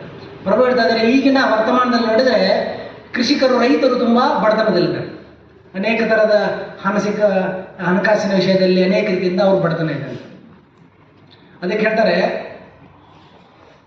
ಆ್ಯಕ್ಚುಲಿ ಅದು ವಿಷಯ ಸರಿ ಇದೆ, ಭೂಮಿ, ಗೋಮಾತ ಮತ್ತು ನಾವು ಕೃಷಿಯನ್ನು ನಂಬಿದರೆ ನಮಗೆ ಶ್ರೀಮಂತಿಕ ಐಶ್ವರ್ಯ ಇದೆ ಅಂತ. ಆದರೆ ನಾವು ಯಾವ ರೂಪದಲ್ಲಿ ಆಚರಣೆ ಮಾಡ್ತೇವೆ, ವರ್ತಮಾನದಲ್ಲಿ ನಾವು ಸ್ವಲ್ಪ ವ್ಯವಸ್ಥೆ ಮಾಡಿದ್ರೆ ಹೇಳ್ತಾರೆ, ಭೂಮಿಗೆ ವಸುಂಧರ ಅಂತ ಕರೀತಾರೆ. ವಸುಂಧರ ಅಂದರೆ ವಸು ಅಂದರೆ ಐಶ್ವರ್ಯ, ಧರ ಅಂದರೆ ಇಟ್ಕೊಂಡಿರೋದು. ಯಾರಲ್ಲಿ ಐಶ್ವರ್ಯ ಇದೆ ಅವರು ವಸುಂಧರ. ಪೃಥ್ವಿಯಲ್ಲಿ ಎಲ್ಲ ಇದೆ, ಭೂಮಿಯ ಗರ್ಭದಲ್ಲಿ ಎಲ್ಲ ಐಶ್ವರ್ಯ ಇದೆ. ಆದರೆ ಅವರಲ್ಲಿ ಒಂದು ಚಾಯ್ಸ್ ಏನಿದೆ ಅಂದರೆ ಪೃಥ್ವಿಯಲ್ಲಿ ಅವರು ಬೇಕಾದರೆ ಐಶ್ವರ್ಯವನ್ನು ರಿಲೀಸ್ ಮಾಡ್ಬೋದು, ಇಲ್ಲಾಂದರೆ ಹೋಲ್ಡ್ ಮಾಡ್ಬೋದು, ಅದನ್ನು ಬಿಡ್ಲೂಬೋದು ಅಥವಾ ಹಿಡಿದಿಟ್ಕೋಬೋದು. ಯಾವಾಗ ಜನರು ಧರ್ಮಾಚರಣೆ ಮಾಡ್ತಾ ಇದ್ದಾರೆ, ಧರ್ಮ ಪಾಲನೆ ಮಾಡ್ತಾ ಇದ್ದಾರೆ, ಆವಾಗ ವಸುಂಧರಾ ದೇವಿ ಆ ಐಶ್ವರ್ಯವನ್ನು ರಿಲೀಸ್ ಮಾಡ್ತಾರೆ, ಕೊಡ್ತಾರೆ, ಸದುಪಯೋಗ. ಮತ್ತು ಯಾವಾಗ ಜನ ಧರ್ಮಾಚರಣೆ ನಿಲ್ಲಿಸ್ತಾರೆ, ಅಧರ್ಮ ಮತ್ತು ಪಾಪ ಕಾರ್ಯ ಮಾಡ್ತಾರೆ, ಆವಾಗ ಐಶ್ವರ್ಯವನ್ನು ಹಿಡಿದಿಡ್ತಾರೆ, ರಿಲೀಸ್ ಮಾಡ್ತಾರೆ. ಈಗ ಕೃಷಿ ಬಗ್ಗೆ ನಾವು ಮಾತಾಡಿದ್ರೆ ಈಗಲೂ ಕೂಡ ನೋಡಿದ್ದೇನೆ, ಯಾರು ಧರ್ಮಯುತವಾಗಿ ಕೃಷಿ ಮಾಡ್ತಾ ಇದ್ದಾರೆ, ಯಾರು ಧರ್ಮದ ಸಿದ್ಧಾಂತಗಳ ಪ್ರಕಾರ ಕೃಷಿ ಮಾಡ್ತಾರೆ, ಅವರಲ್ಲಿ ಐಶ್ವರ್ಯ ಇದೆ. ಈಗ ನಾನು ಉದ್ದೇಶಪೂರ್ವಕವಾಗಿ ನನ್ನ ದುರಾಸೆಯಿಂದ ಹೆಚ್ಚಿನ ರಸಾಯನ ಗೊಬ್ಬರ ಹಾಕಿ, ವಿಷಕಾರಕ ಗೊಬ್ಬರ ಹಾಕಿ, ಮತ್ತು ಹೇಗಾದರೂ ಮಾಡಿ ನಾನು ಕ್ರಾಸ್ ಬ್ರೀಡ್ ಜರ್ಸಿ ಹಸುಗಳನ್ನು ತಂದು ಅದರಿಂದ ಜಾಸ್ತಿ ಹಾಲು ಉತ್ಪಾದನೆ ಮಾಡಿ ಅದರಿಂದ ವಿಷಕಾರಕ ಹಾಕುವಂದ್ರೂ ಕೂಡ ಪರವಾಗಿಲ್ಲ. ಮತ್ತು ರಾತ್ರಿ ಹೊತ್ತು ಟ್ರ್ಯಾಕ್ಟರಿಂದ ಉಳುಮೆ ಮಾಡಿ, ರಾತ್ರಿ ಹೊತ್ತು ಉಳುಮೆ ಮಾಡೋದಲ್ಲ, ಹಗಲೊತ್ತು ಉಳುಮೆ ಮಾಡಬೇಕು, ರಾತ್ರಿ ಹೊತ್ತು ವಿಶ್ರಾಮ ಮಾಡಬೇಕು. ಭೂಮಿ ಅದು ಕೂಡ ಒಂದು ವ್ಯಕ್ತಿ. ರಾತ್ರಿ ಹೊತ್ತು ಯಾರಾದ್ರು ನಮ್ಮ ಎಬ್ಬಿಸಿ ನಮ್ಮ ಕೆಲಸ ಮಾಡಿಸಿದ್ರೆ ಆಗೋದಿಲ್ಲ. ಸೊ ಯಾವ ಕೃಷಿಕರು ನೀವು ತೊಂದರೆ ಅಂತ ಇದ್ದೀರಾ, ಅವರ ಕೃಷಿ ಆಚರಣೆ ನೋಡಿ ಯಾವ ಥರ ಕೃಷಿ ಮಾಡ್ತಾ ಇದ್ದಾರೆ ಅಂತ. ಈ ಅಸುರಿ ಪ್ರವೃತ್ತಿಯಿಂದ ನಮ್ಮ ಶೋಷಣೆಗೋಸ್ಕರ ಭೂಮಿಯನ್ನು ವಿಷಕಾರಿ ಇದು ರಸಾಯನ ಗೊಬ್ಬರ ಮತ್ತು ಪೆಸ್ಟಿಸೈಡ್ ಹಾಕಿ ಬೆಳೆಸಿದರೆ ಮತ್ತು ಸಮಸ್ಯೆ ಆಗಲೇಬೇಕು. ಇದು ಒಂದು ಷಡ್ಯಂತ್ರ. ಆ್ಯಕ್ಚುಲಿ ಇದು ರಸಾಯನ ಗೊಬ್ಬರದ ಕಂಪನಿಗಳೇ ಷಡ್ಯಂತ್ರ ಇದೆ. ಮೊದಲು ಇವ್ರು ಆಸೆ ತೋರಿಸಿ ಜಾಸ್ತಿ ಲಾಭ ಸಿಗುತ್ತಂತ ಇವರೆಲ್ಲ ಮಾರಿ ರಸಾಯನ ಗೊಬ್ಬರ ಮಾರಿ ಮೊದಲಿಗೆ ಹಣ ಬಂದ ಆಮೇಲೆ ಎಲ್ಲ ಮೈನಸ್ ಹೋಗ್ತಾ ಇದೆ. ಅದು ಇವತ್ತು ನೋಡ್ತಾ ಇದ್ದಾನೆ, ಯಾರು ತುಂಬ ಧರ್ಮಯುತವಾಗಿ ಕೃಷಿ ಮಾಡ್ತಿದ್ರೆ ಅವರಲ್ಲಿ ಐಶ್ವರ್ಯ ಇದೆ, ಈಗಲೂ ಇದೆ. ಆದರೆ ನಾವು ಹೇಗೆ ಕೃಷಿ ಆಚರಣೆ ಮಾಡೋದು ಅನ್ನೋದು ಇಂಪಾರ್ಟೆಂಟ್. ಮತ್ತು ಇನ್ನೊಂದು ಐಶ್ವರ್ಯ ಅಂತಂದರೆ ಬರೀ ಹಣದ ರೂಪದಲ್ಲಿ ಐಶ್ವರ್ಯ ಅಲ್ಲ. ಈಗಿನ ಅಂತಂದರೆ ಎಷ್ಟು ಆಡ್ತಾರೆ, ಲಕ್ಷಾಂತರ ನಂಬರ್ ಲೆಕ್ಕ ಅಲ್ಲ. ಕೃಷಿ ಅಂತಂದರೆ ಅದು ಆ್ಯಕ್ಚುಲಿ ನಾನ್ ಮಾನಿಟರಿ, ಇದು ನಾನ್ ಕರೆನ್ಸಿ. ನಮ್ಮದು ಕರೆನ್ಸಿ ಇರಲಿಲ್ಲ ಮೊದಲು, ಇದು ರೂಪಿ, ಇದು ನೋಟ್ ಇರಲಿಲ್ಲ. ನೋಟ್ ಲೆಕ್ಕದಲ್ಲಿ ನೋಡಿದರೆ ಅದು ಇರಲ್ಲ. ನಮ್ದು ಹೆಂಗಿತ್ತು ಐಶ್ವರ್ಯ? ಧಾನ್ಯದ ರೂಪದಲ್ಲಿ. ಮನೆಯಲ್ಲಿ ಧಾನ್ಯ ಇದೆ, ಆಹಾರ ಧಾನ್ಯ ಇದೆ, ಹಾಲಿದೆ, ಭೂಮಿ ಇದೆ, ಸಾಕು. ಮತ್ತೇನು ಬೇಕಿನ್ನ ಒಂದು ಆಶ್ರಯ ಮನೆ ಇದೆ. ಅವರ ತುಂಬ ಅದು ಎಕನಾಮಿಕ್ಸ್ ಬೇರೆ ಲೆಕ್ಕದಲ್ಲಿತ್ತು. ಈಗ ಮಾನಿಟರಿ ಅಂದರೆ ಒಬ್ಬರು 20 ಲಕ್ಷ ಸಂಪಾದನೆ ಮಾಡ್ತಿದ್ದಾರೆ, ಇಲ್ಲಿ ಬರೀ ಅದನ್ನು ಮಾನಿಟೈಸ್ ಮಾಡಿದ್ರೆ ಪ್ರಾಬ್ಲಮ್ ಆಗುತ್ತೆ. ಈಗಿನ GDP ಪ್ರಾಬ್ಲಮ್ ಏನಾಗಿದೆ ಬರೋ, ಈಗಿನ GDP ಮಾನಿಟೈಸ್ ಆಗಿದೆ, it's in dollar value. GDP in terms of ನಾವು ಇಂಗ್ರೀಡಿಯೆಂಟ್ GDP ಮಾಡಲ್ಲ. ಸೋ ಮೆನಿ ಕ್ವಿಂಟಲ್ಸ್ ಆಫ್ ಎಷ್ಟು ಮೆಟ್ರಿಕ್ ಟನ್ಸ್ ಆಫ್ ಗ್ರೇನ್ಸ್ ಅಂತ ನೋಡೋದಿಲ್ಲ, ಅದನ್ನು ರುಪಿ ವ್ಯಾಲಿ ಕನ್ವರ್ಟ್ ಮಾಡ್ತಾರೆ. ಇದು ಪೇಪರ್ ಕರೆನ್ಸಿ ಬಂದಾಗಿನಿಂದ ನಮ್ಮದು ಎಕನಾಮಿ ಪೂರ್ತಿ ಧ್ವಂಸ ಆಗಿದೆ. It's a total disaster. So ನೈಸರ್ಗಿಕ ಕೃಷ್ಣನ ಲೋಕದಲ್ಲಿ ಕರೆನ್ಸಿ ಇರಲಿಲ್ಲ, ಡಿಡ್ಂಟ್ ಹ್ಯಾವ್ Paytm ಅವರ ಇದರ ಬ್ಯಾಂಕಿಂಗ್ ಸಿಸ್ಟಮ್ ಇರಲಿಲ್ಲ, based on natural ingredients. So we have to kill this currency system. Currency is ಜ್ಞಾನ ಮತ್ತು ವಿದ್ಯೆಗೆ ಜ್ಞಾನ ಮತ್ತು ವಿದ್ಯೆ ವ್ಯತ್ಯಾಸ. ಜ್ಞಾನ ಬರೀ ನಾವು ಥಿಯರಿ ತಿಳ್ಕೊಂಡಾಗ, ಆದರೆ ಯಾವಾಗ ನಾವು ಅದನ್ನು ನಾವು ಕಾರ್ಯರೂಪಕ್ಕೆ ಅಡಾಪ್ಟ್ ಮಾಡ್ತೇವೆ. ಶ್ರವಣಂ ಮನನಂ ನಿಧಿಧ್ಯಾಸನಂ. ಶ್ರವಣ ಆಯಿತು, ಕೇಳಿದೆ, ಮನನ ಮಾಡ್ಬೇಕು, ಚಿಂತನೆ ಮಾಡಿದೆ, ಅದರಲ್ಲಿ ಇನ್ಕಂಪ್ಲೀಟ್ ಅಲ್ಲ. ನಿಧಿಧ್ಯಾಸನ, ಅದನ್ನು ಆಚರಣೆಗೆ ತಂದರೆ ಅವಾಗ ಪ್ರಜ್ಞಂ, ಅವಾಗ ನಮಗೆ ಸಾಕ್ಷಾತ್ಕಾರ. ಮೊದಲಿಗೆ ಬರೀ ಶ್ರವಣ, ಆಮೇಲೆ ಅದರ ಬಗ್ಗೆ ಚಿಂತನೆ, ಆಮೇಲೆ ಅದರದ್ದು ನಮ್ಮ ಜೀವನದಲ್ಲಿ ಅದನ್ನು ಪಾಲನೆ ಮಾಡೋದು, ಎಕ್ಸಿಕ್ಯೂಟ್ ಮಾಡೋದು. ಅದು ಮಾಡಿದ ಮೇಲೆ ನಿಮಗೆ ಪ್ರಜ್ಞೆ ಸಾಕ್ಷಾತ್ಕಾರ ಆಗುತ್ತೆ. ಅವಾಗ ಅದು ಸಂಪೂರ್ಣ ಜ್ಞಾನ, ಅವಾಗ ಕಂಪ್ಲೀಟ್ ಆಗುತ್ತೆ. ಸರಿನಾ ಬ್ರೋ? ನೀವು ಹೇಳಿದ ಅರ್ಥ ಆಯಿತು. ಹೇಳಿ. ನಾವು ಇವಾಗಲೂ ವಾಸ್ತವಕ್ಕೆ ಹತ್ತಿರವಾಗಿದೆ. ನಾವು ಮೊದಲಿಂದ ನೋಡ್ತಾ ಇದ್ದೀವಿ. ಯಾಕೆಂದರೆ 2-3 ವಿಷಯ ಅಲ್ಲಿ ಬಹಳ ಮುಖ್ಯ. ಒಂದು ವಿಷಯ ಹೇಳಿದ್ರಿ, ಒಂದು ಆಚಾರ್ಯರು ಹೇಳ್ತಾರೆ, ಇರವು ದೊಡ್ಡದಲ್ಲ, ಇರವಿನ ಅರಿವು ದೊಡ್ಡದು ಅಂತ. ಅಂದ್ರೆ ಎಲ್ಲ ಇದೆ, ಅದು ದೊಡ್ಡಲ್ಲ. ಅದು ಇದೆ ಅಂದ್ರೆ ಆ ಸೌಭಾಗ್ಯ ಅಂತ ಅರ್ಥ ಮಾಡ್ಕೊಳ್ಳೋದು ದೊಡ್ಡ ವಿಷಯ. ನೀವು ಹೇಳ್ದಂಗೆ ನಮ್ಮಲ್ಲಿ ಈಗ ಯಾರ್ಯಾರು ಅಂದ್ರೆ ಕೆಲವರು, ನೀವು ಹೇಳ್ದಂಗೆ ಯಾರು ಆ ಸರಿಯಾದಂತಹ ಒಂದು ರೈತ ಕೃಷಿ ಮಾಡ್ತಿಲ್ಲ ಅಂತ ಇದ್ದಾರೆ, ಅವ್ರಿಗೆ ಯಾವಾಗಲೂ ಅದೇ ಚಿಂತೆ. ಬೆಂಗಳೂರು IT ಇರೋರು ಚೆನ್ನಾಗಿದೆ, ನಾವು ಚೆನ್ನಾಗಿಲ್ಲ. ನಾನು ಕಾಡು ಹೋಗೋದ್ರೆ ಚೆನ್ನಾಗಿರ್ತೀನಿ, ನಾನು ಹೊಗೆ ಹೋದ್ರೆ ಚೆನ್ನಾಗಿರ್ತೀನಿ. ಆ ಥರನೇ ಅವರೆಲ್ಲ ಅನ್ಕೊಂಡ್ರೆ ನಾನು ಏನೂ ಇಲ್ಲ ಅಂತ ಅನ್ಕೊಂಡ್ರೆ, ಇವಾಗ ಅವ್ರಿಗಿರೋ ಸಂಪತ್ತು ಯಾರಿಗೂ ಇಲ್ಲ ಅನ್ನೋ ಒಂದು ಇರವಿನ ಅರಿವು ಅವ್ರಿಗೆ ಸ್ವಲ್ಪ ಕಡಿಮೆ ಆಗಿದೆ. ಮತ್ತು ಧಾರ್ಮಿಕ ಕೃಷಿ ಅನ್ನಲ್ಲ, ಆ ವಿಧಾನ ನಾನು ಗಮನಿಸಿದಂಗೆ ಪ್ರಾಕ್ಟಿಕಲಿ ಯಾರು ಫಾಲೋ ಮಾಡ್ತಿಲ್ಲ. ಯಾವಾಗ ನಾವು ಧಾರ್ಮಿಕ ಕೃಷಿ ಮಾಡ್ತೀವಿ ಖಂಡಿತ ಒಂದು ಸಂಪತ್ತು ಮತ್ತೆ ಆ ಒಂದು ಸಮೃದ್ಧಿ ಹೆಚ್ಚು ಆಗೇ ಆಗುತ್ತೆ. ಆದರೆ ಯಾರು ಧಾರ್ಮಿಕ ಕೃಷಿಯ ಒಂದು ಆಲೋಚನೆಯೇ ಅವರಲ್ಲಿ ಇಲ್ಲ. ಮತ್ತೆ ಇನ್ನೊಂದು ಗೋ ಸಂರಕ್ಷಣೆ ಅಂತ ಹೇಳಿಲ್ಲ, ಅದೂ ಅಷ್ಟೇ. ಯಾವಾಗ ನಾವು ಗೋವನ್ನು ನಮ್ಮ ಜೀವನದಲ್ಲಿ ಒಂದು ಅವಿಭಾಜ್ಯ ಅಂಗವಾಗಿ ಇಟ್ಕೊಂಡು ನಾವು ಯಾವಾಗ ಸಾಕ್ತೀವಿ, ಆ ಗೋವು ಯಥೇಚ್ಛವಾದಂತಹ ಸಮೃದ್ಧಿ ಐಶ್ವರ್ಯವನ್ನು ಕೊಡುತ್ತೆ. ನಾವು ನೋಡುವಾಗ ಹಾಲು ಕೊಡುವವರು ಗೋವನ್ನು ಇಟ್ಕೊಳ್ತಾರೆ, ಆಮೇಲೆ ಸ್ವಲ್ಪ ಮುದಿ ಆಗ್ಬಿಟ್ರೆ, ಈಗ ನಮ್ಮ ತಂದೆ ತಾಯಿಗಳು ನಾವು ಯಾವ ಥರ ಕಳಿಸ್ಬಿಡ್ತೀವ, ಸ್ವಲ್ಪ ಕೇರ್ ಮಾಡ್ತಾರೆ, ಮುದಿ ಆಗಿದ ತಕ್ಷಣ ಅವ್ರು ಏನು ಮಾಡ್ತಾರೆ, ತಕ್ಷಣ ಮಾರ್ಬಿಡ್ತಾರೆ. ಅಂದರೆ ಏನಾಯ್ತು ಅಂದರೆ ಹಾಲು ಕೂಡ ಹಂಗೆ ಹೆಚ್ಚುವರಿ ಹಾಕುವಂತಹ ಒಂದು ಮನೋಭಾವ, ಎದೆಗೆ ಹಂಗೆ ಹೆಚ್ಚುವರಿ ಹಾಕುವಂಥದ್ದು. ಎಲ್ಲಿವರೆಗೂ ಹಾಲು ಕೊಡ್ತಾ ಇರ್ತೋ ಅಲ್ಲಿವರೆಗೂ ಮಾತ್ರ, ಅದಂದರೆ ಒಂದು ಯೂಸ್ ಆ್ಯಂಡ್ ಥ್ರೋ ಮನೋಭಾವ ಇರೋದ್ರಿಂದ ಆ ಸಮೃದ್ಧಿ ಅವರಿಗೆ ಬರ್ತಿಲ್ಲೇನೋ ಅಂತ ನನಗೆ ಅನಿಸುತ್ತೆ. ನೀವು ಹೇಳಿದಂಗೆ ವಾಸ್ತವವಾಗಿ ಅವೆಲ್ಲವೂ ನಿಜವಾದ ಸಮೃದ್ಧಿಯೇ. ಆದರೆ ಆ ಸಮೃದ್ಧಿಯ ಭಾವನೆಗಳಿಂದ ಒಂದು ಮತ್ತು ಧಾರ್ಮಿಕವಾಗಿ ಅದನ್ನು ಬಳಕೆ ಮಾಡುವಂತಹ ಭಾವನೆ ಇದ್ದೇ ಇರೋದ್ರಿಂದ ಅದು ಕಾಂಟ್ರವರ್ಷಿಯಲ್ ಆಗಿಬಿಟ್ಟಿದೆ. ಅಂದರೆ ಪರಸ್ಪರ ವಿರುದ್ಧವಾಗಿ ಅನ್ನೋ ಥರ ಭಾಸವಾಗುತ್ತೆ ಅಂತ. ಈಗ ನೋಡಿ, ಐಶ್ವರ್ಯ ಬೇಸಿಗೆ ಸಮಯದಲ್ಲಿ ಎಲ್ಲ ಕಡೆ ತಾಪ ಇದ್ದಾಗ ಒಂದು ಗಿಡದ ನೆರಳಲ್ಲಿ ಕೂತ್ಕೊಂಡು ತಂಪಾದ ಗಾಳಿಯನ್ನು ಅನುಭವಿಸೋದೇ ಐಶ್ವರ್ಯ ಅಲ್ವ? ಅದು ಐಶ್ವರ್ಯ. ಪರಿಶುದ್ಧ ಗಾಳಿಯನ್ನು ನಾವು ಸ್ವೀಕಾರ ಮಾಡೋದು ಒಂದು ಬೇವಿನ ಮರ, ಒಂದು ಆಲದ ಮರ ಮತ್ತು ಒಂದು ಅರಳಿ ಮರ, ಅರಳಿಕಟ್ಟೆ. ಒಂದು ಹೇಳ್ತೇನೆ, ಅರಳಿಕಟ್ಟೆಯಷ್ಟು ಇರುವಷ್ಟು ಐಶ್ವರ್ಯ ಎಲ್ಲೂ ಇಲ್ಲ. ನಮ್ಮ ಊರಲ್ಲಿ ಒಂದು ಉದಾಹರಣೆ ಸಾಕ್ಷಾತ್ ನೋಡಿದ್ದಾರೆ. ಒಬ್ಬ ನಮ್ಮ ಪರಿಚಯದವರೇ ಕುಡಿದು ಲಿವರ್ ಫೇಲು ಎಲ್ಲ, ಕಿಡ್ನಿ ಫೇಲ್ ಎಲ್ಲ ಫೇಲ್, ಅದು ರೈಟ್ ಆಫ್ ಆಗಿತ್ತು. ಅವನು 2 ತಿಂಗಳ ಅವನು ಬೋನಸ್, ಬದುಕಿದ್ರೆ ಬೋನಸ್ ಅಷ್ಟೇ, ಒಂದು ರೈಟ್ ಆಫ್ ಆಗಿತ್ತು. ಅವನು ಬೇರೆ ಏನು ಚಾನ್ಸ್ ಇಲ್ಲ, ಅವನಿದ್ರೆ ಬದುಕಲಿಕ್ಕೆ ಚಾನ್ಸೇ ಇಲ್ಲ. ಅವನೇನು ಮಾಡಿದ ಅಂದರೆ ಮನೇಲಿ ಕೂಡ ರಿಟೈರ್ಮೆಂಟ್ ಆಯಿತು, ಏನು ಕೆಲಸ ಇಲ್ಲ, ಎಲ್ಲ ಗದ್ದೆ ಕೆಲಸ ಎಲ್ಲ ಫಿನಿಶ್ ಆಯಿತು. ಅವನ ಮನೇಲಿ ಊಟ ಮಾಡೋದು ಬಂದು ಅರಳಿಕಟ್ಟೆ ಇದೆ ನಮ್ಮದು ಕೆರೆ ಪಕ್ಕದಲ್ಲಿ, ಅರಳಿಕಟ್ಟೆ ಕೆಳಗೆ ಕೂತ್ಕೊಳ್ಳೋದು, ಬೇರೆ ಕೆಲಸನೇ ಇಲ್ಲ, ಸುಮ್ಮನೆ ಕೂತ್ಕೊಳ್ಳೋದು, ಟೈಮ್ ಪಾಸ್ ಅಷ್ಟೇ, ಮಲಗೋದು, ಕೂತೋದು, ಹೇಳೋದು. 4 ವರ್ಷ ಆಯಿತು, ಇನ್ನೂ ಕೌಂಟಿಂಗ್ ನಾಟ್ ಔಟ್. ಅಂದರೆ ಬರೀ ಅರಳಿಕಟ್ಟೆ ಕೆಳಗೆ ಕೂತ್ಕೊಂಡ್ರೆ ಆಯುಷ್ಯ ವೃದ್ಧಿ ಆಗುತ್ತೆ. ಕೂತ್ಕೊಂಡ್ರೆ ಮಾತ್ರ ಹೈಯೆಸ್ಟು ಅರಳಿಕಟ್ಟೆ, ಅದ್ರ ನೆಕ್ಸ್ಟು ಬೇವಿನ ಮರ, ಹುಡ್ಕೊಂಡು ಹೋಗ್ಬೇಕು. ಹಂಗಿದೆ ನಿಜವಾದ ಐಶ್ವರ್ಯ ಅರಳಿಕಟ್ಟೆ, ಅರಳಿ ಮರ ನಿಜವಾದ ಐಶ್ವರ್ಯ. ಈಗ ಮಾವಿನ ತೋರಣ ಕಟ್ತೇವೆ ನೋಡಿ ಮನೇಲಿ, ಯಾಕೆ ಕಟ್ತೇವೆ ಅಂತಂದರೆ ಅದು ಏರ್ ಪ್ಯೂರಿಫೈ ಮಾಡುತ್ತೆ. ಆ್ಯಕ್ಚುಲಿ ಬರೀ ಇದು ಅಲಂಕಾರ ಅಲ್ಲ, ವಾಸನೆ ಅದೇನು ಏರ್ ಇದೆ ಪ್ಯೂರಿಫೈ ಆಗುತ್ತೆ, ಆಕ್ಸಿಜನ್ ಪ್ಯೂರಿಫೈ ಆಗುತ್ತೆ. ಇದ್ರದ್ದು ಮಾವಿನ ಎಲೆ, ಅರಳಿಕಟ್ಟೆ, ಮಾವಿನ ಏನು ಗಿಡ ಇದೆ, ಇದೆಲ್ಲ ಐಶ್ವರ್ಯ ಬರೀ ಕರೆನ್ಸಿ ಅಲ್ಲ. ಹೌದು, ಒಳ್ಳೆಯ ಹಸು. ಅದರಲ್ಲಿ ರಾ ಮಿಲ್ಕ್ ಅಂತಾರೆ. ರಾ ಮಿಲ್ಕ್ ಅಂದರೆ ಅದು ಕುದಿಸಿದರಲ್ಲ, ಬರೀ ಕರೆದ ತಕ್ಷಣ ಹಾಲು ಕುಡಿಯೋದು. ಒಂದು ಉದಾಹರಣೆಗೆ, ಆ್ಯಕ್ಚುಲಿ ಒಂದು ಟ್ರೈಬಲ್ ಕಮ್ಯುನಿಟಿ ಇದೆ. ಅವ್ರು ಏನು ಮಾಡ್ತಾರೆ, ಅವರಲ್ಲಿ ಈ ಥರ ವೆರೈಟೀಸ್ ಇಲ್ಲ, ಗ್ರೇನ್ಸ್ ಕೂಡ ವೆರೈಟಿ ಇಲ್ಲ, ತುಂಬ ಡ್ರೈ ಫ್ರೂಟ್ಸ್ ಏನಿಲ್ಲ. ಅಲ್ಲಿ ಹುಡುಗರು ಏನು ಅಂದರೆ ಒಂದು ಅವರ ಐಶ್ವರ್ಯ ಅಂದರೆ ಹಾಲು ಕರೆದ ತಕ್ಷಣ ಕುಡಿತಾರೆ, ರಾ ಮಿಲ್ಕ್ ಕುಡಿತಾರೆ, ಇಮಿಡಿಯೇಟ್ ರಾ ಮಿಲ್ಕ್ ಕುಡಿತಾರೆ. ರಾ ಮಿಲ್ಕ್ ಕುಡಿದ್ರಿಂದ ಸಂಪೂರ್ಣ ನ್ಯೂಟ್ರಿಷನ್ ಸಿಗುತ್ತೆ. They are very strong and healthy. Raw milk is opulence. But ಈಗ ಪ್ರಾಸೆಸ್ಡ್ ಪ್ಯಾಸ್ಚರೈಸ್ ಆಗಿ ಆಗಬಾರ್ದೆಲ್ಲ ಆಗಿ ಇಲ್ಲಿ ಬರೋ ಅಷ್ಟರಲ್ಲಿ ಅದು ಇದು ಮಿಲ್ಕ್ ಆ್ಯಕ್ಚುಲ್ ನಾವು ಕುಡಿತಾ ಇರೋದು ಹಾಲೇ ಅಲ್ಲ, ಈಗ ಇದು ಪ್ರೊಸೆಸ್ ಆಗಿ ಬರೋದು. ಬರುತ್ತೆ.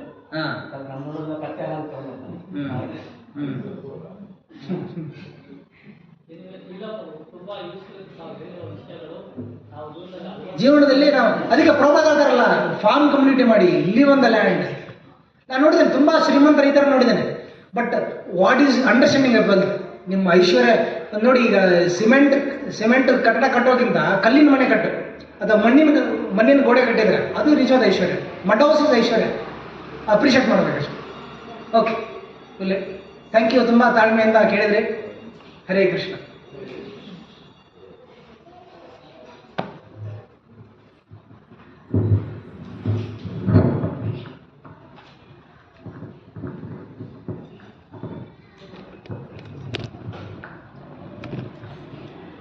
ಹರೇ ಕೃಷ್ಣ. ಪೂಜ್ಯರಾದ ಮಧುರ್ ಗೌರಂಗ ಪ್ರಭು ನಮಗೆ ಜನ್ಮಾಷ್ಟಮಿ 15 ಡೇಸ್ ಮುಂಚೆನೇ ನಮಗೆ ಒಂದು ಜನ್ಮಾಷ್ಟಮಿ ವಾತಾವರಣನ ಕ್ರಿಯೇಟ್ ಮಾಡಿಕೊಟ್ಟಿದ್ದಾರೆ. ಮತ್ತು ಭಗವಂತನ ಅನೇಕ ಲೀಲೆಗಳು ಮತ್ತು ವೃಂದಾವನ ಲೀಲೆಗಳ ಬಗ್ಗೆ ಹೇಳಿ ನಮ್ಮೆಲ್ಲ ಡೌಟ್ಸ್ನೆಲ್ಲ ಕ್ಲಿಯರ್ ಮಾಡಿಕೊಟ್ಟಿದ್ದಾರೆ.